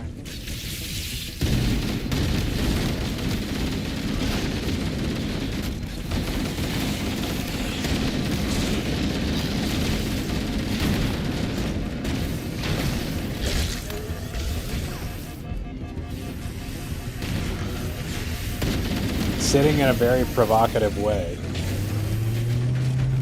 With major CT showing, if you know what I mean.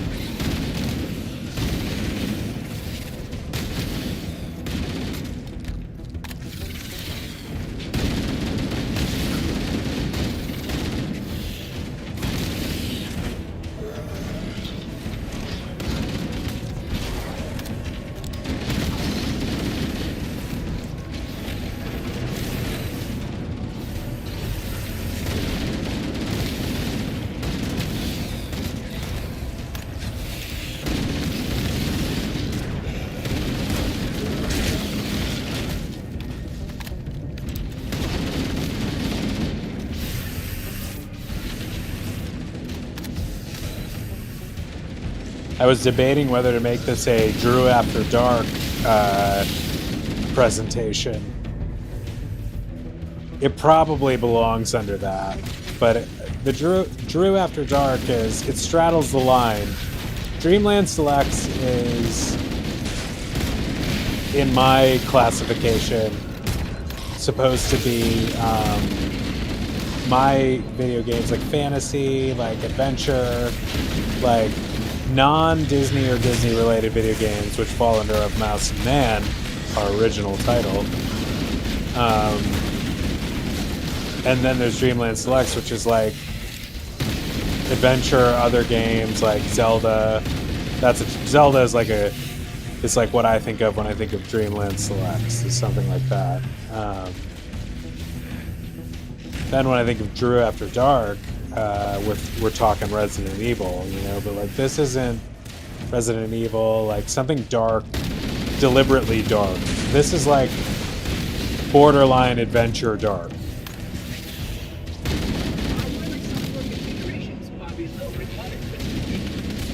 It's a little violent for Dreamland Selects, but it's not dark enough for Drew After Dark. It's not spooky enough.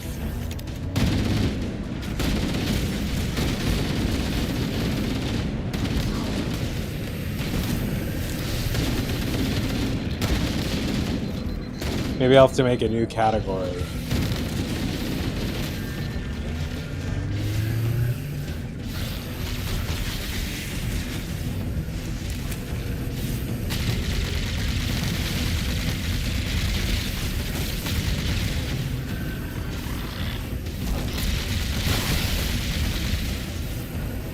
I also like never got into the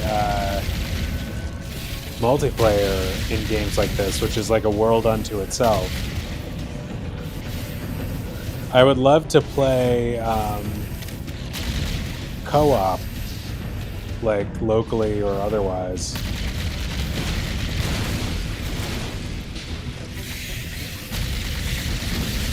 This game, like, especially, I guess I'm favorable to it too because I did not pay for it out of pocket, in that I am playing it on Game Pass, which, you know, this is a game that feels like it is why you have Game Pass.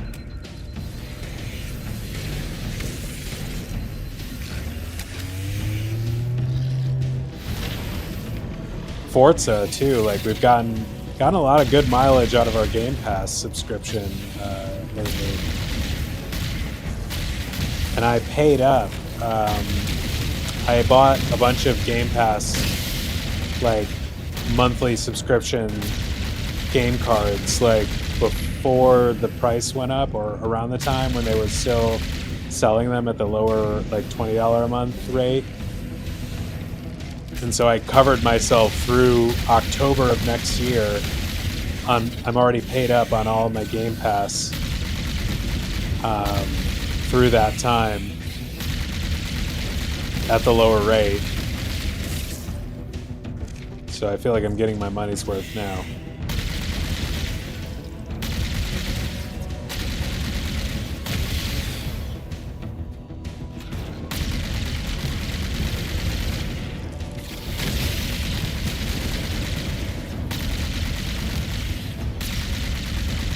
I think Indiana Jones might have been Game Pass too. Holy shit, that was awesome. That's another huge justifier.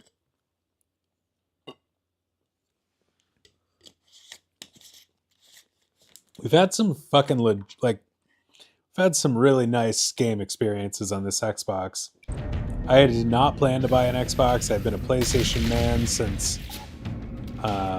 forever, and only certain circumstances caused me to buy this instead of that.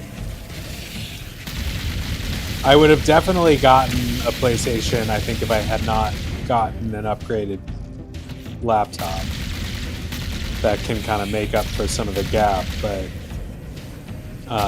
yeah, I've been really enjoyed being an Xbox man this generation. I think partially because I like things that are like less popular. Like if it's niche at all, I'm more favorable to it usually than like the thing everybody likes. But I will also readily admit that PlayStation, you know, wins the generation without a doubt.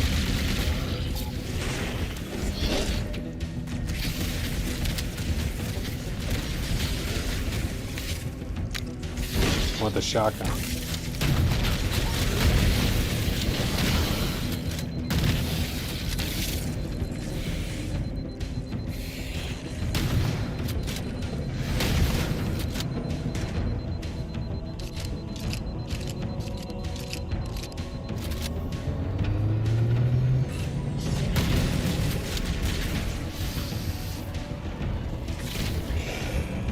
I mean, you talk about the like fortunes, the rise and fall of fortunes of game consoles and makers, and Xbox is such an interesting like tale of something kind of gone wrong. But also, like, the weird thing about it is that the quality has been there. Like, they've gotten most of the major releases that aren't exclusives since Xbox 360, which was like their peak. Xbox 360 was like the shit, like for a long time. And then they botched the whole Xbox One rollout. That was like the famous moment they fucked it up. But like Xbox One was a good console. And then Series X is a good console, but like they lost a lot of people. And the Series S thing is cool too, if you're gaming on a little bit of a budget, like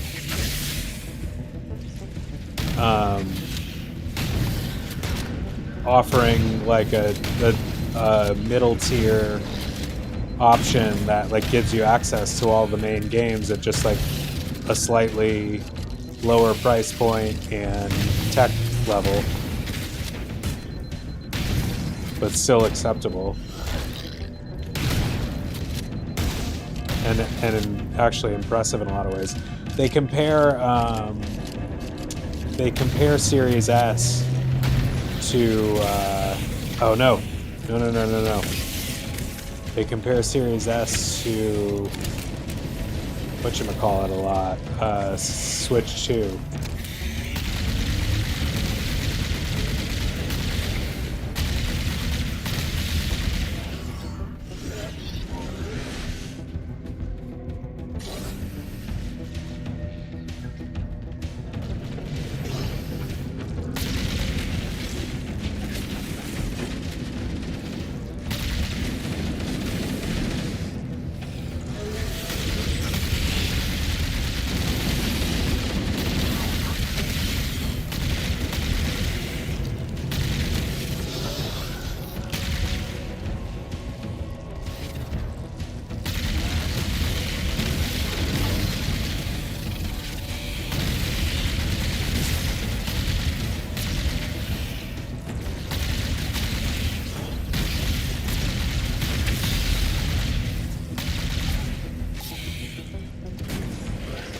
I'm not using one of those on that.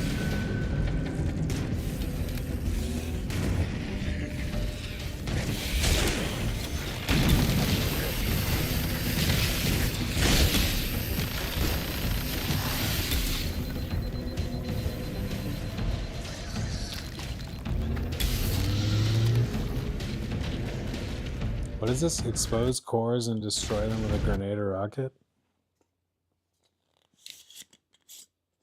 This game goes on for a long time. These are long missions. This is the last mission in the main campaign. So I think this is kind of like a grand finale situation.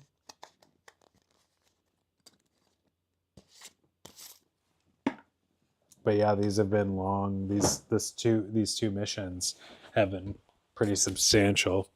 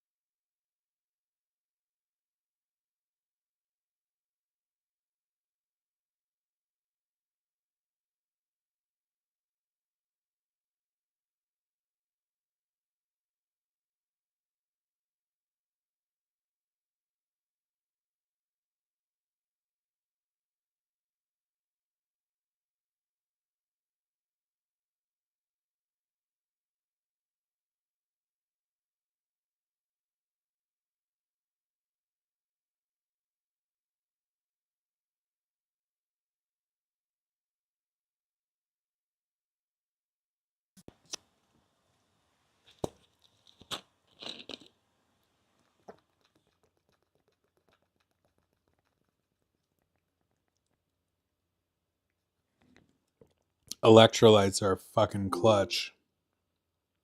Excuse me? Not talking to you, Alexa. When you're trying to hydrate.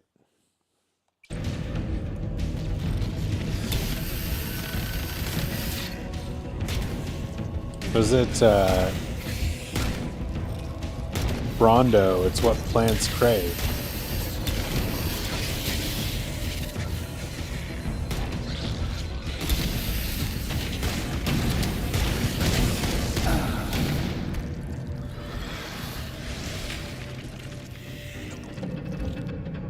It's what plants crave.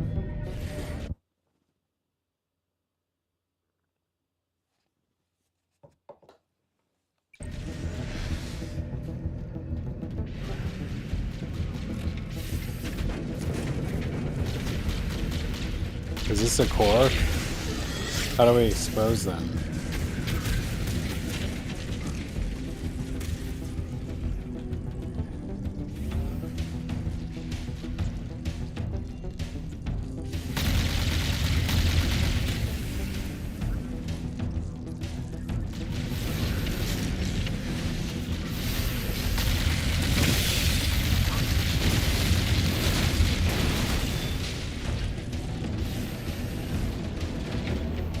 Hardware and software configurations are below required specifications.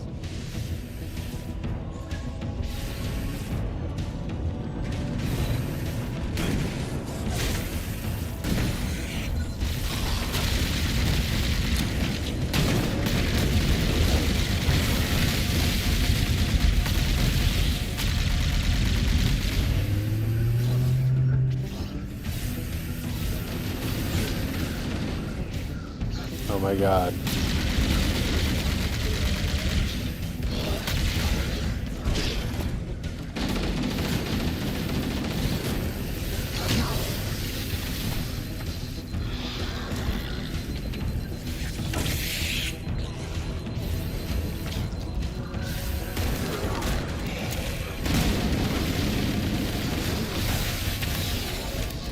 Fuck. Fuck, fuck, fuck.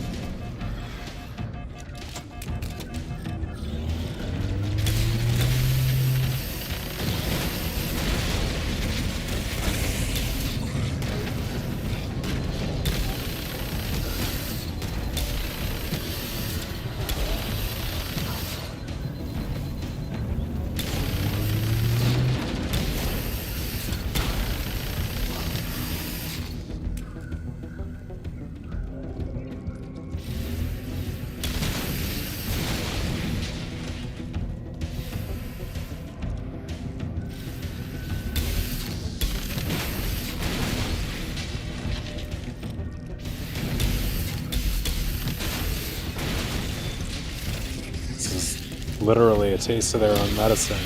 Hardware and software configurations are below required specifications.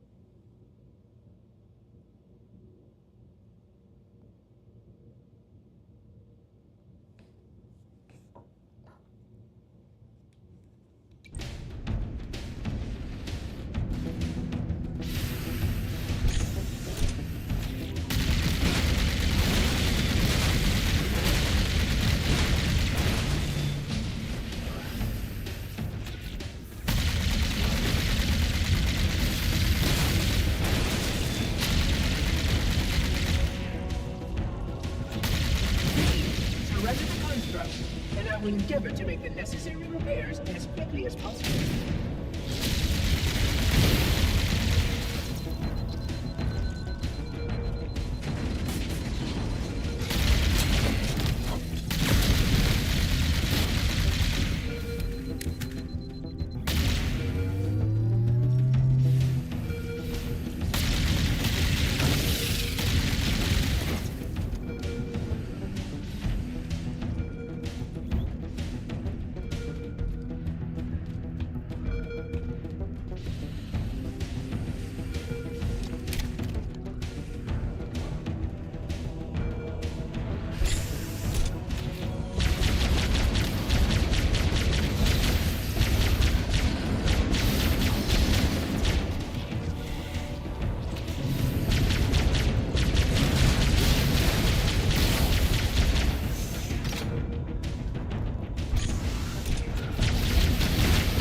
I much prefer this to the Magnum.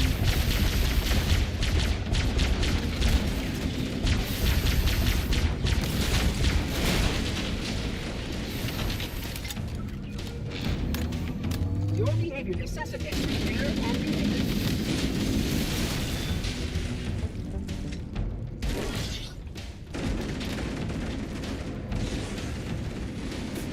Good. Step 1 complete. Now we should take a straight shot into one of the ship's 4 fusion reactors. We need a catalyst explosion to destabilize the magnetic containment field surrounding the fusion cells. Use an explosive. I recommend a grenade or rocket.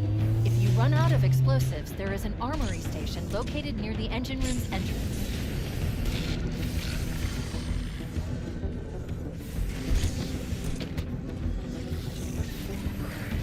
Oh, fuck.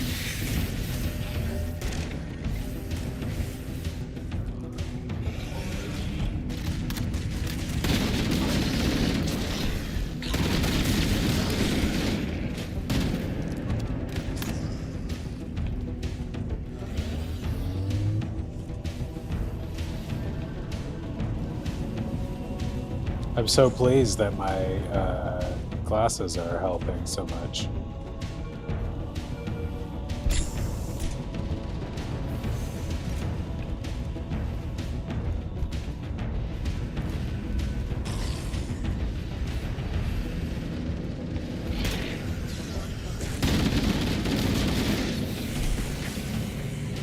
Fuck, I can't even find the way up.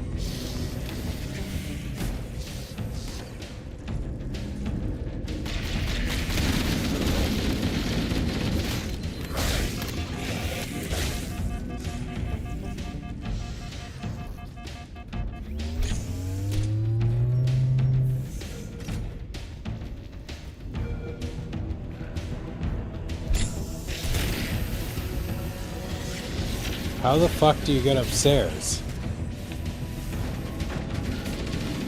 There was a ramp.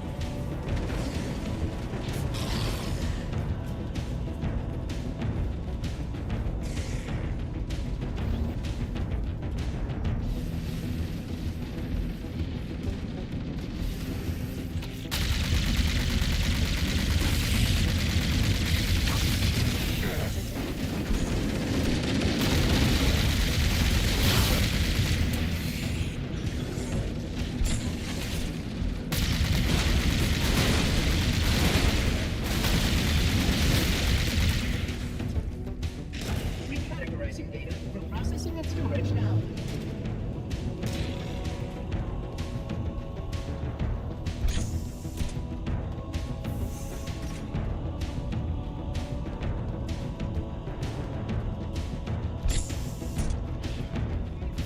Dude.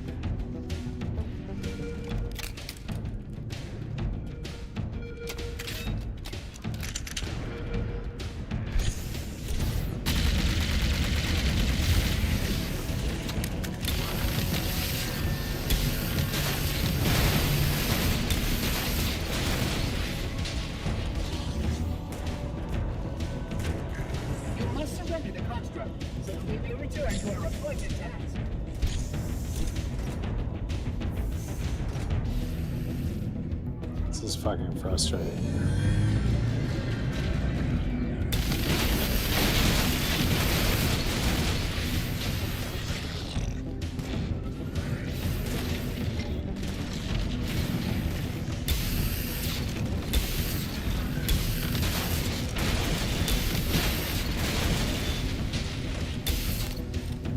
Your behavior necessitates repair and revision.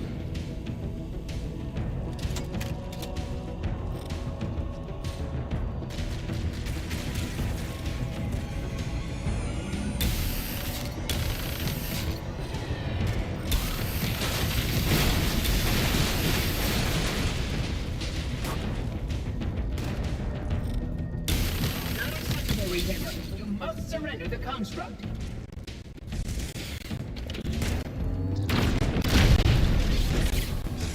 Analyzing. Fusion reactor number 1 destabilizing. Use explosives on the other 3 reactors to destroy their cores.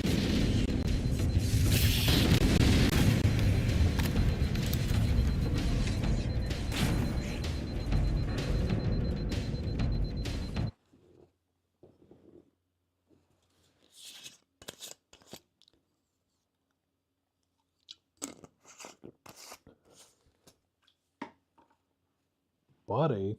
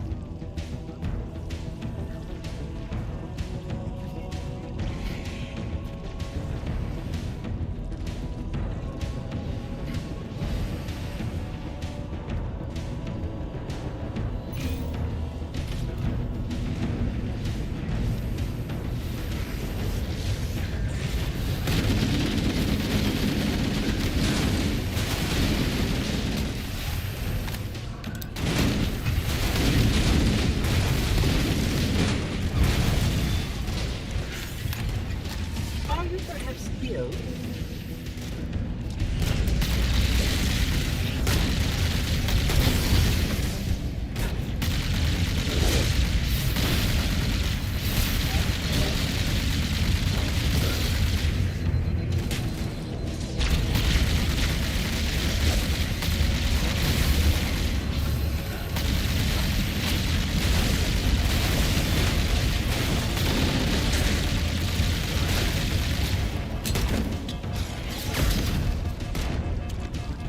Fuck.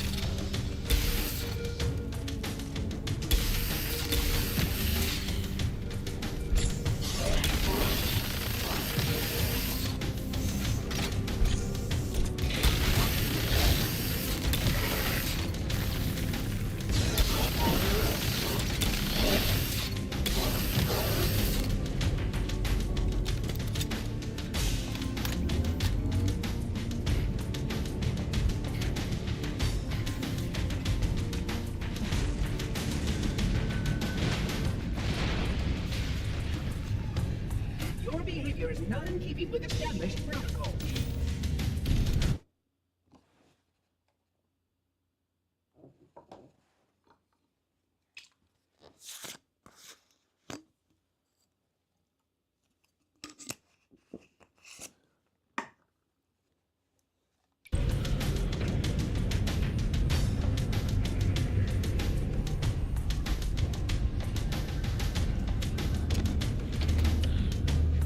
That's it. The engine's gone critical. Based on the current rate of decay, you should have 15 minutes to get off the ship. Cortana to Echo 419. Come in, Echo 419. Roger, Cortana. I read you 555. The Pillar of Autumn's engines are going critical, Hammer. Request immediate extraction. Approach the crash site and be ready to pick us up at External Access Junction 4C as soon as you get my signal. Affirmative. Echo 419 going on station.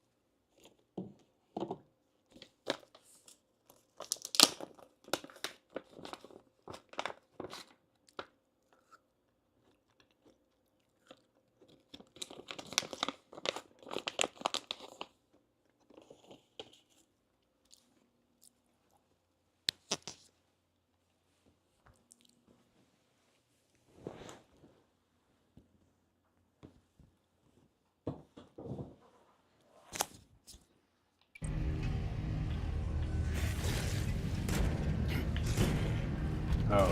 Oh?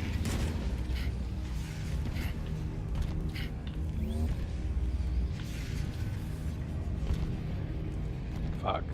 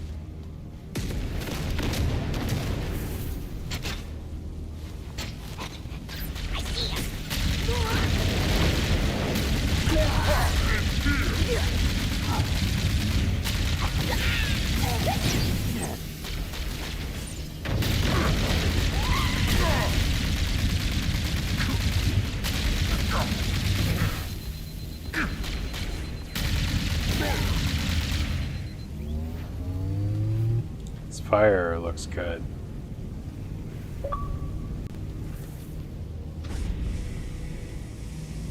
Digital Foundry was very high on the visuals on this game. It does look quite good. Echo 419 to Cortana. Things are getting noisy down there. Everything okay? Negative. We have a wildcat destabilization of the ship's fusion core. The engines must have sustained more damage than we thought.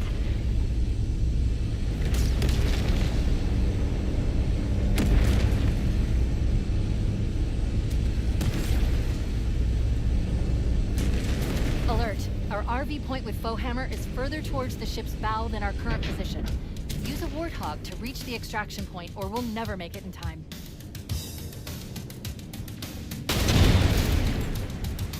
We can't make it on foot.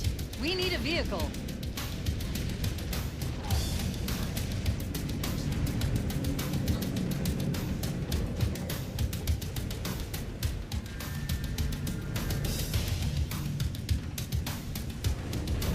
Activating final countdown timer.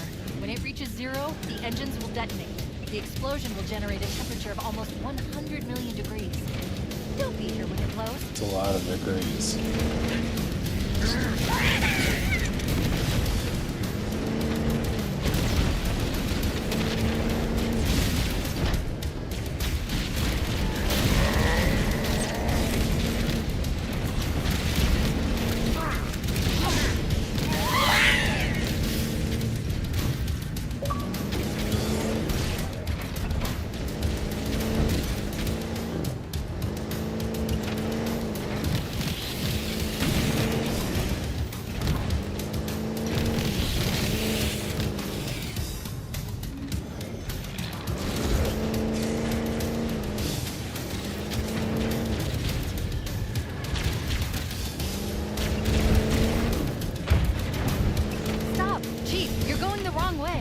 What the fuck?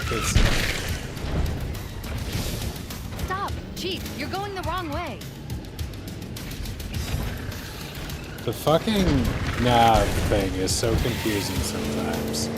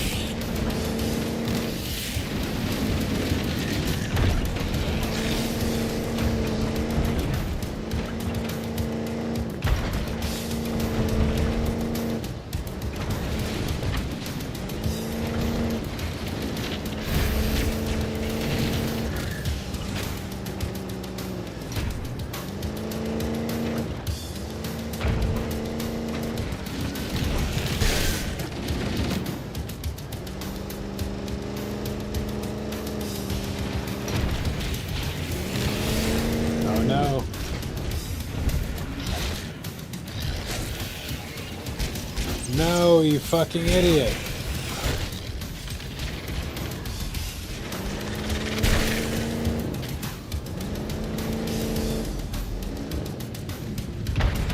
Cortana to Echo 419. 2 Covenant Banshees are approaching on your 6. Again, evade. Roger, roger! I see him! Wait one! Come on, come on! Breaking right! Damn! Too late!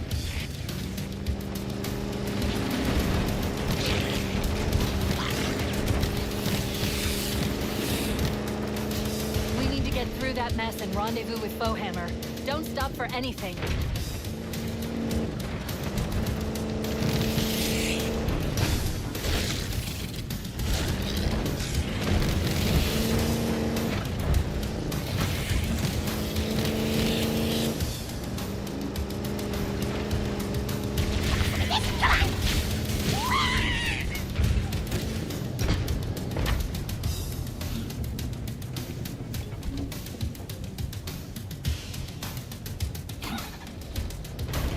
Wait, stop. This is where Foehammer is coming to pick us up. Hold position here. Cortana to Echo 419. Request extraction now. On the double. Affirmative, Cortana. Foehammer inbound. I'm hit! Mayday! Mayday! Airport buses are shot to hell! I can't hold her! I can't hold her!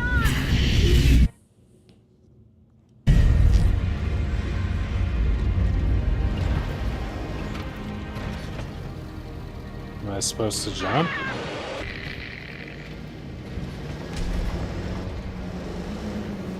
Echo 419. Who's gone? Oh, fuck. Calculating alternate escape route. Ship's inventory shows 1 longsword fighter is still docked in Launch Base 7. If we move now, we can make it.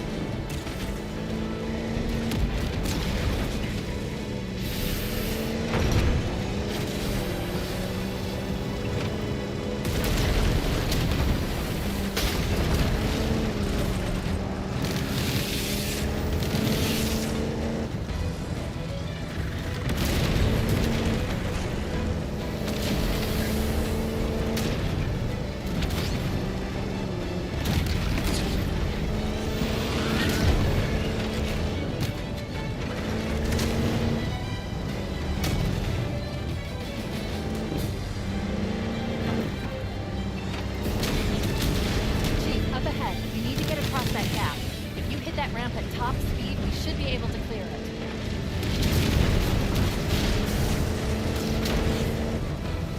Jump!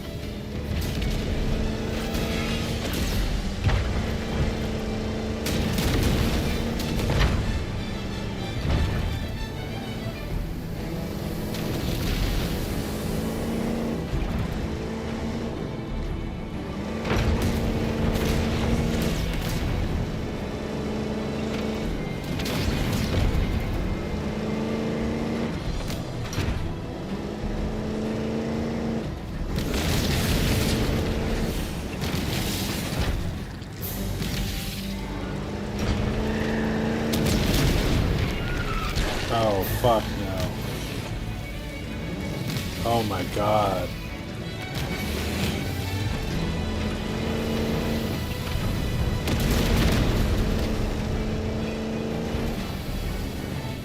That's the ship!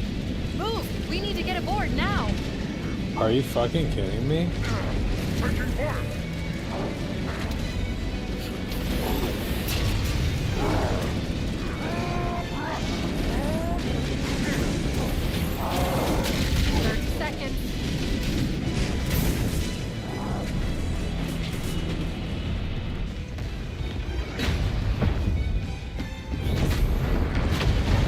Woo!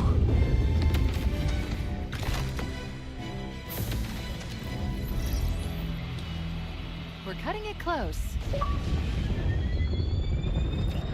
Here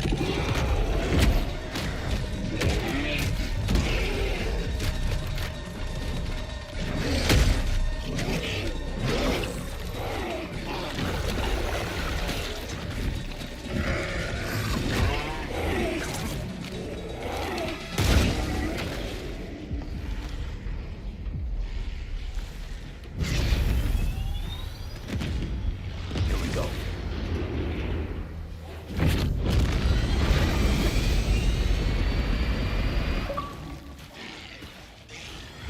Looks like the substance.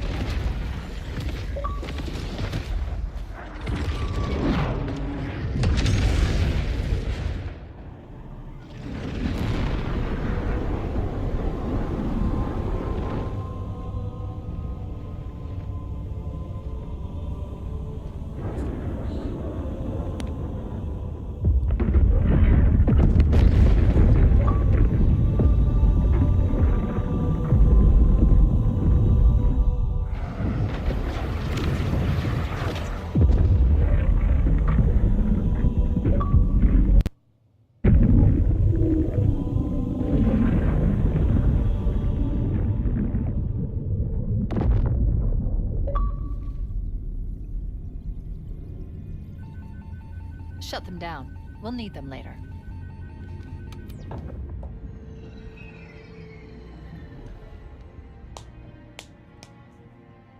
Did anyone else make it? Scanning.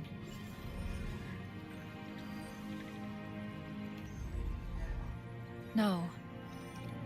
Just dust and echoes. We're all that's left.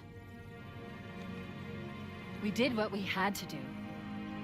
For Earth. An entire Covenant armada obliterated, and the Flood. We had no choice. Halo. It's finished.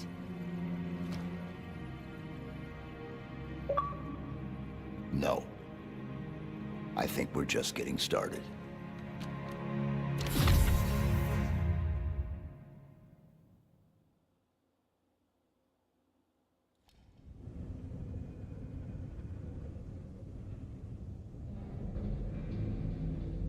Roll credits.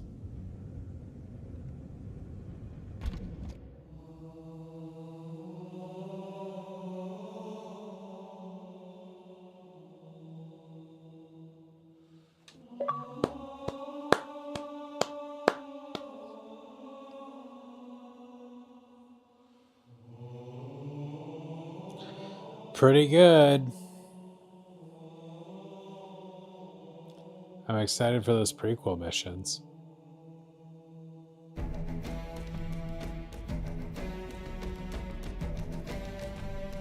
Let's have to see if there's a post-credit scene.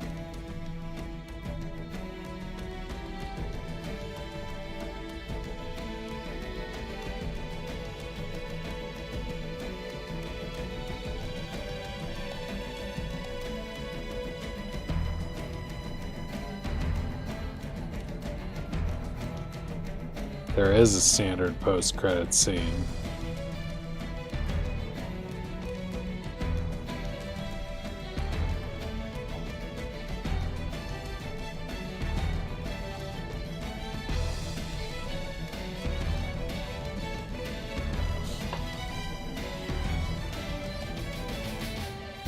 It's so... Skip cinematic is so ambiguous. Like, does that mean we don't get the scene if...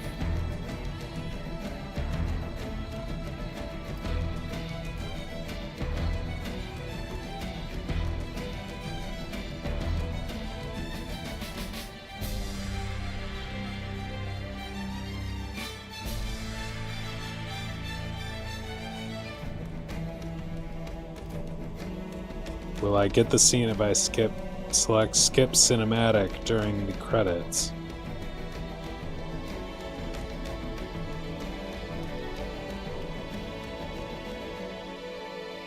Fuck you. No, skipping the credits or selecting skip cinematic during the credits will bypass the post-credit scene entirely and return you to the main menu. Damn.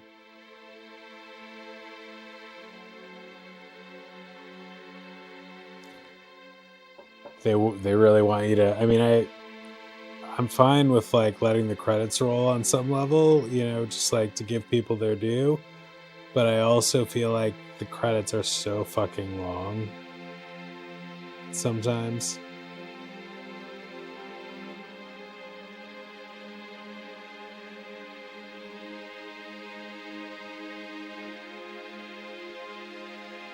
I do like to read some of the names sometimes. You got Siddhartha Madrid. I mean, these are all people with a life and a story. Sobering to think about. You got Ryan Russell Yates. Why is it Russell Yates?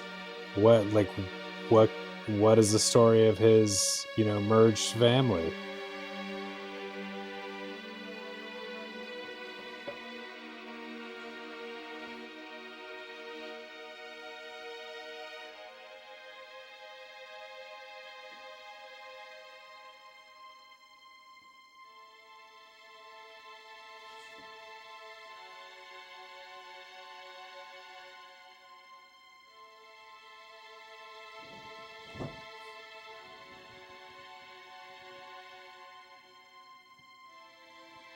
Where's my fucking cursor?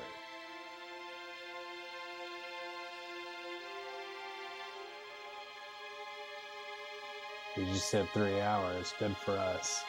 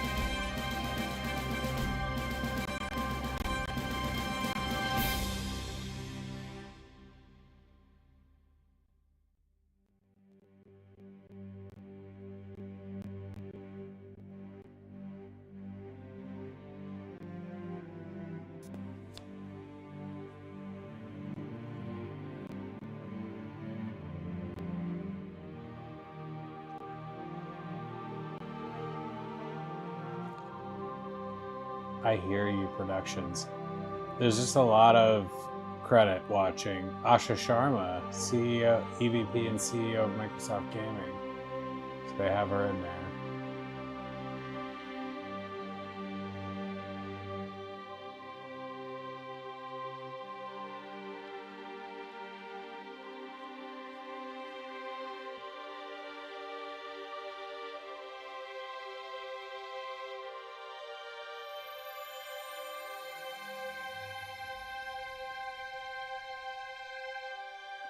It sucks that you have to wait this long for a after credit scene that is probably underwhelming. Some tack on. Peter Giffen. So close to Peter Griffin.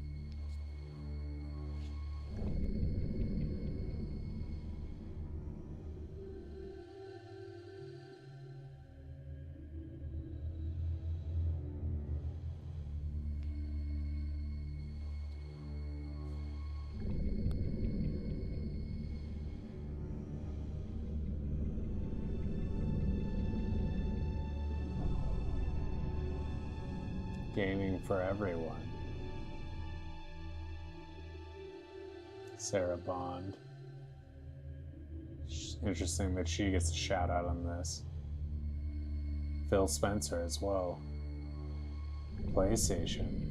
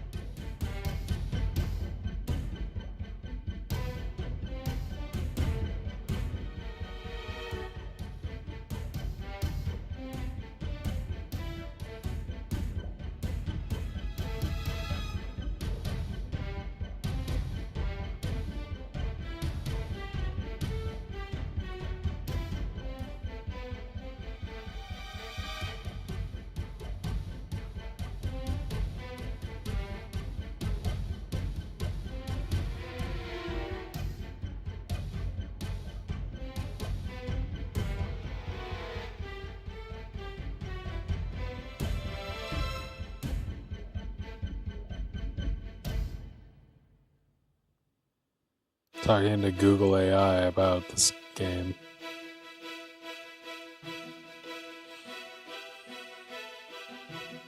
Oh, my phone just died.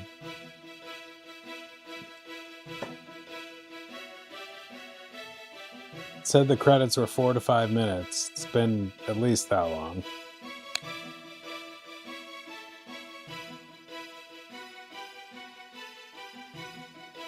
That's a tough name to pronounce. Sismiksek.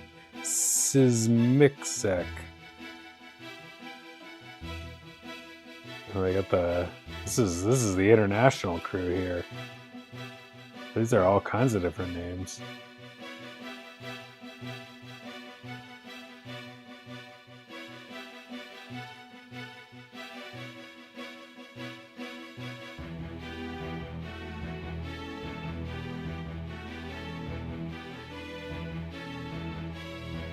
Germany, Spain,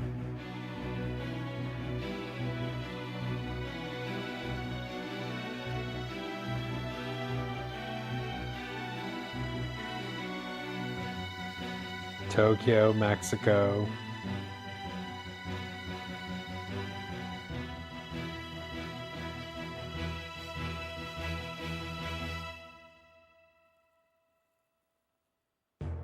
China.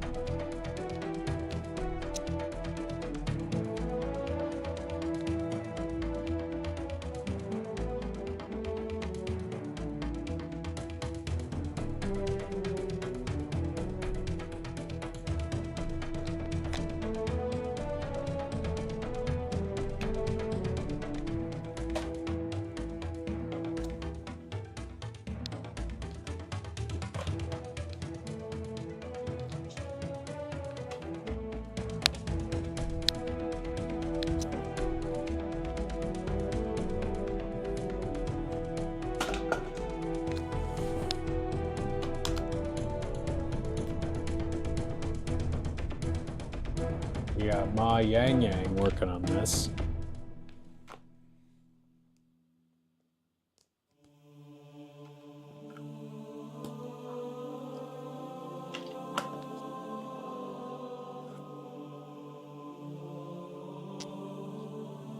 Samantha Germano, Konstantinos Fotopoulos, Philip Ostjanovsky. Can you sound it out before the name scrolls past the screen? Chiara Galinello, Alexei Dramashko, Robert Constantina, Alvaro Duro Hernandez, Patricia Perez Severa, Alexandra Pietrosiewicz, Tatiana Pandora Saturnus, Carlos Henrique Ribeiro Goncalves, Kyoichiro Ishiyama, Byung-Yoon Choi,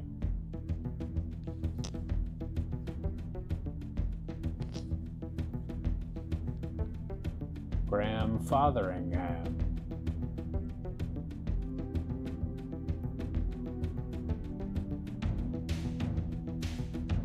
I hope they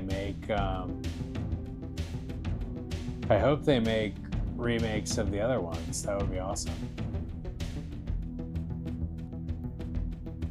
I don't think the reviews were pretty, like, they were lower, I think, than they should have been, but mostly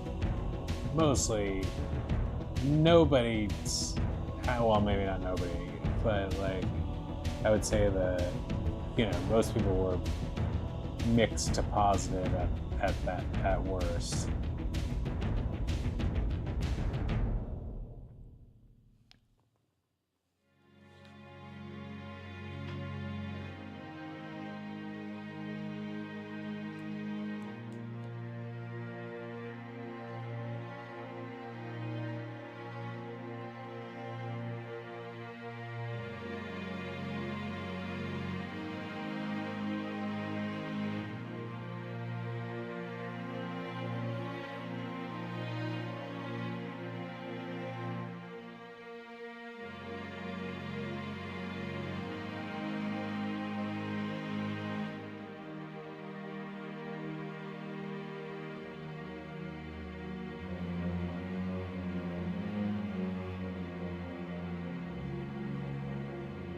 Tang Shangding,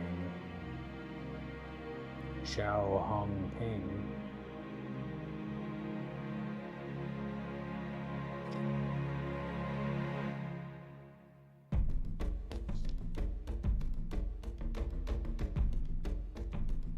dude.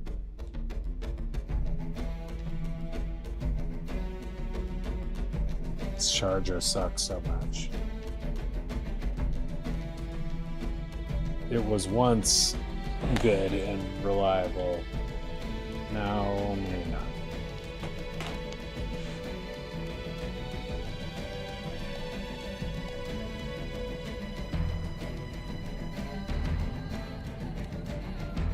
Yeah, these credits have been going on for 13 minutes, so what are you talking about, AI, with the 4 to 5 minute prediction? This is obscene.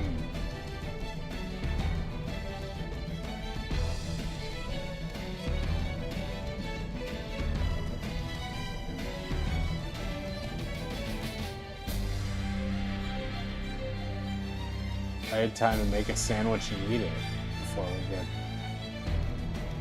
a sandwich.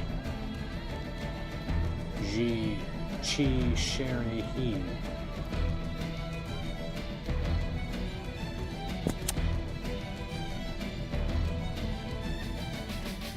Dude, I just want to see the after credit scene. I resent this a little bit, that you miss it if you don't sit through this. Like, on the one hand, I really do want people to get their due and all of that, but like, what difference does it make if I see Tran Tong tongues and scroll across the screen or not?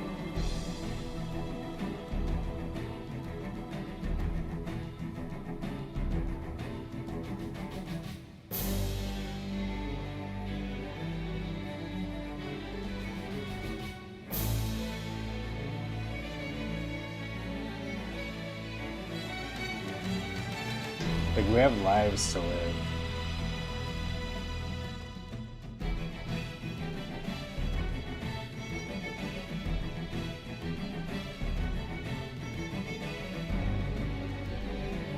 It's just too much. Like, if it were 4 to 5 minutes, cool. But like 15 to 20 minutes of credits is bullshit. And like, I don't know. I want people to get their due, but 15 to 20 minutes or more of fucking forced credits is painful.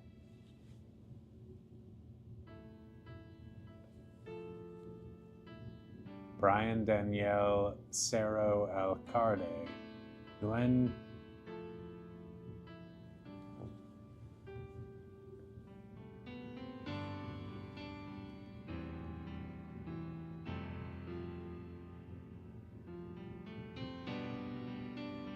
is my phone like dying or something? The battery fucking sucks at this point. I'm still working with the iPhone 14 Pro. I think they're on like, I don't know, 17 or something now? 18?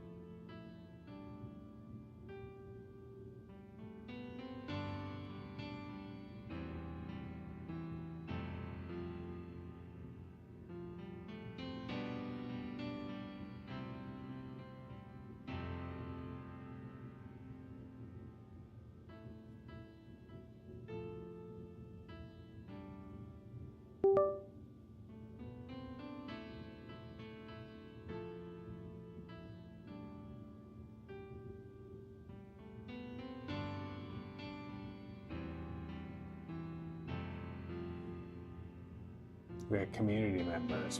We're thanking gamers now. Dan Like, that's where I draw the line, I feel like.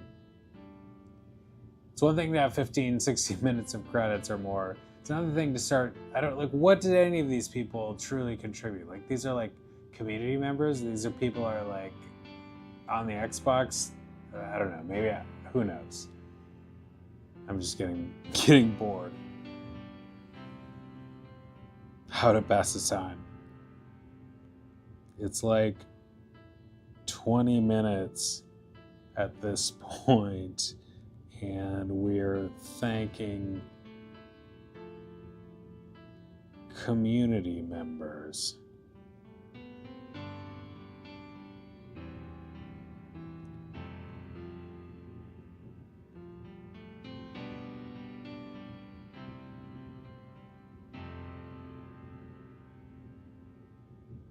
I'm gonna be pissed at AI if there's no credit.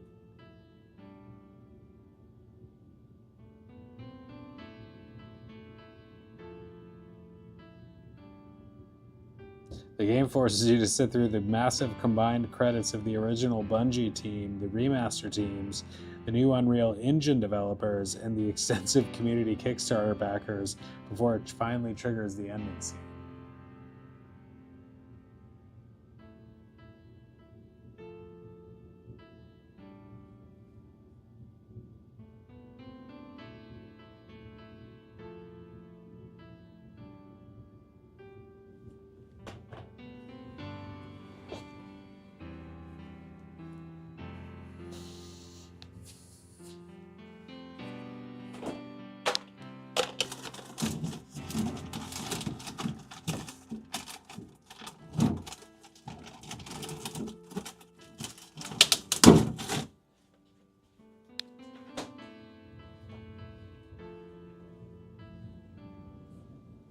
Patches.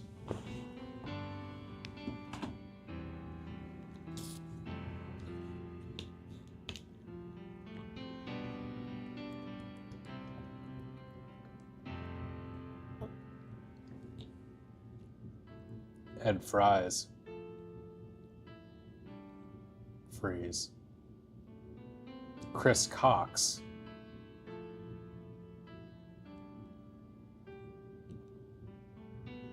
BB Lavelle.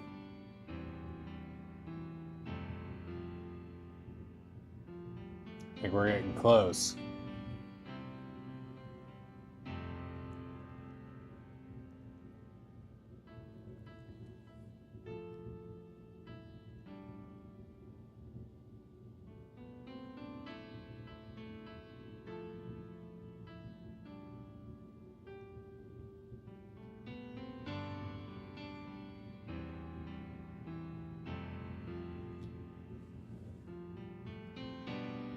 Looks promising.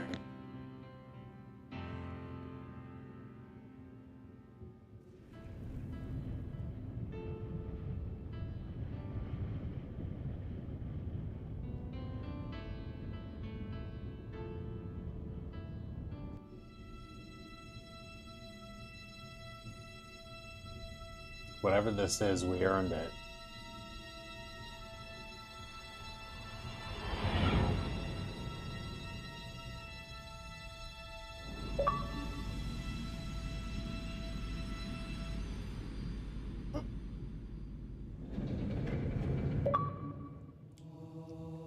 No.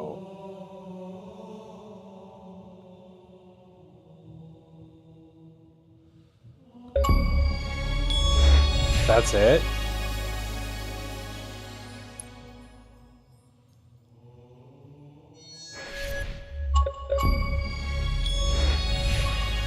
Complete difficulty on easy. That was... yeah, okay, thank you.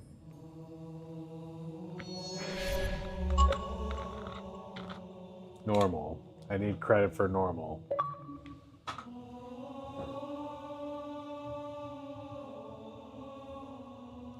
Alright. Good times. Thanks everybody for watching. Come back soon. Hope to see you again. Have a good night. Halo. We'll be doing the prequel missions too, so come on back for that. See you around. Enjoy the rest of your weekend. Au revoir. Arrivederci.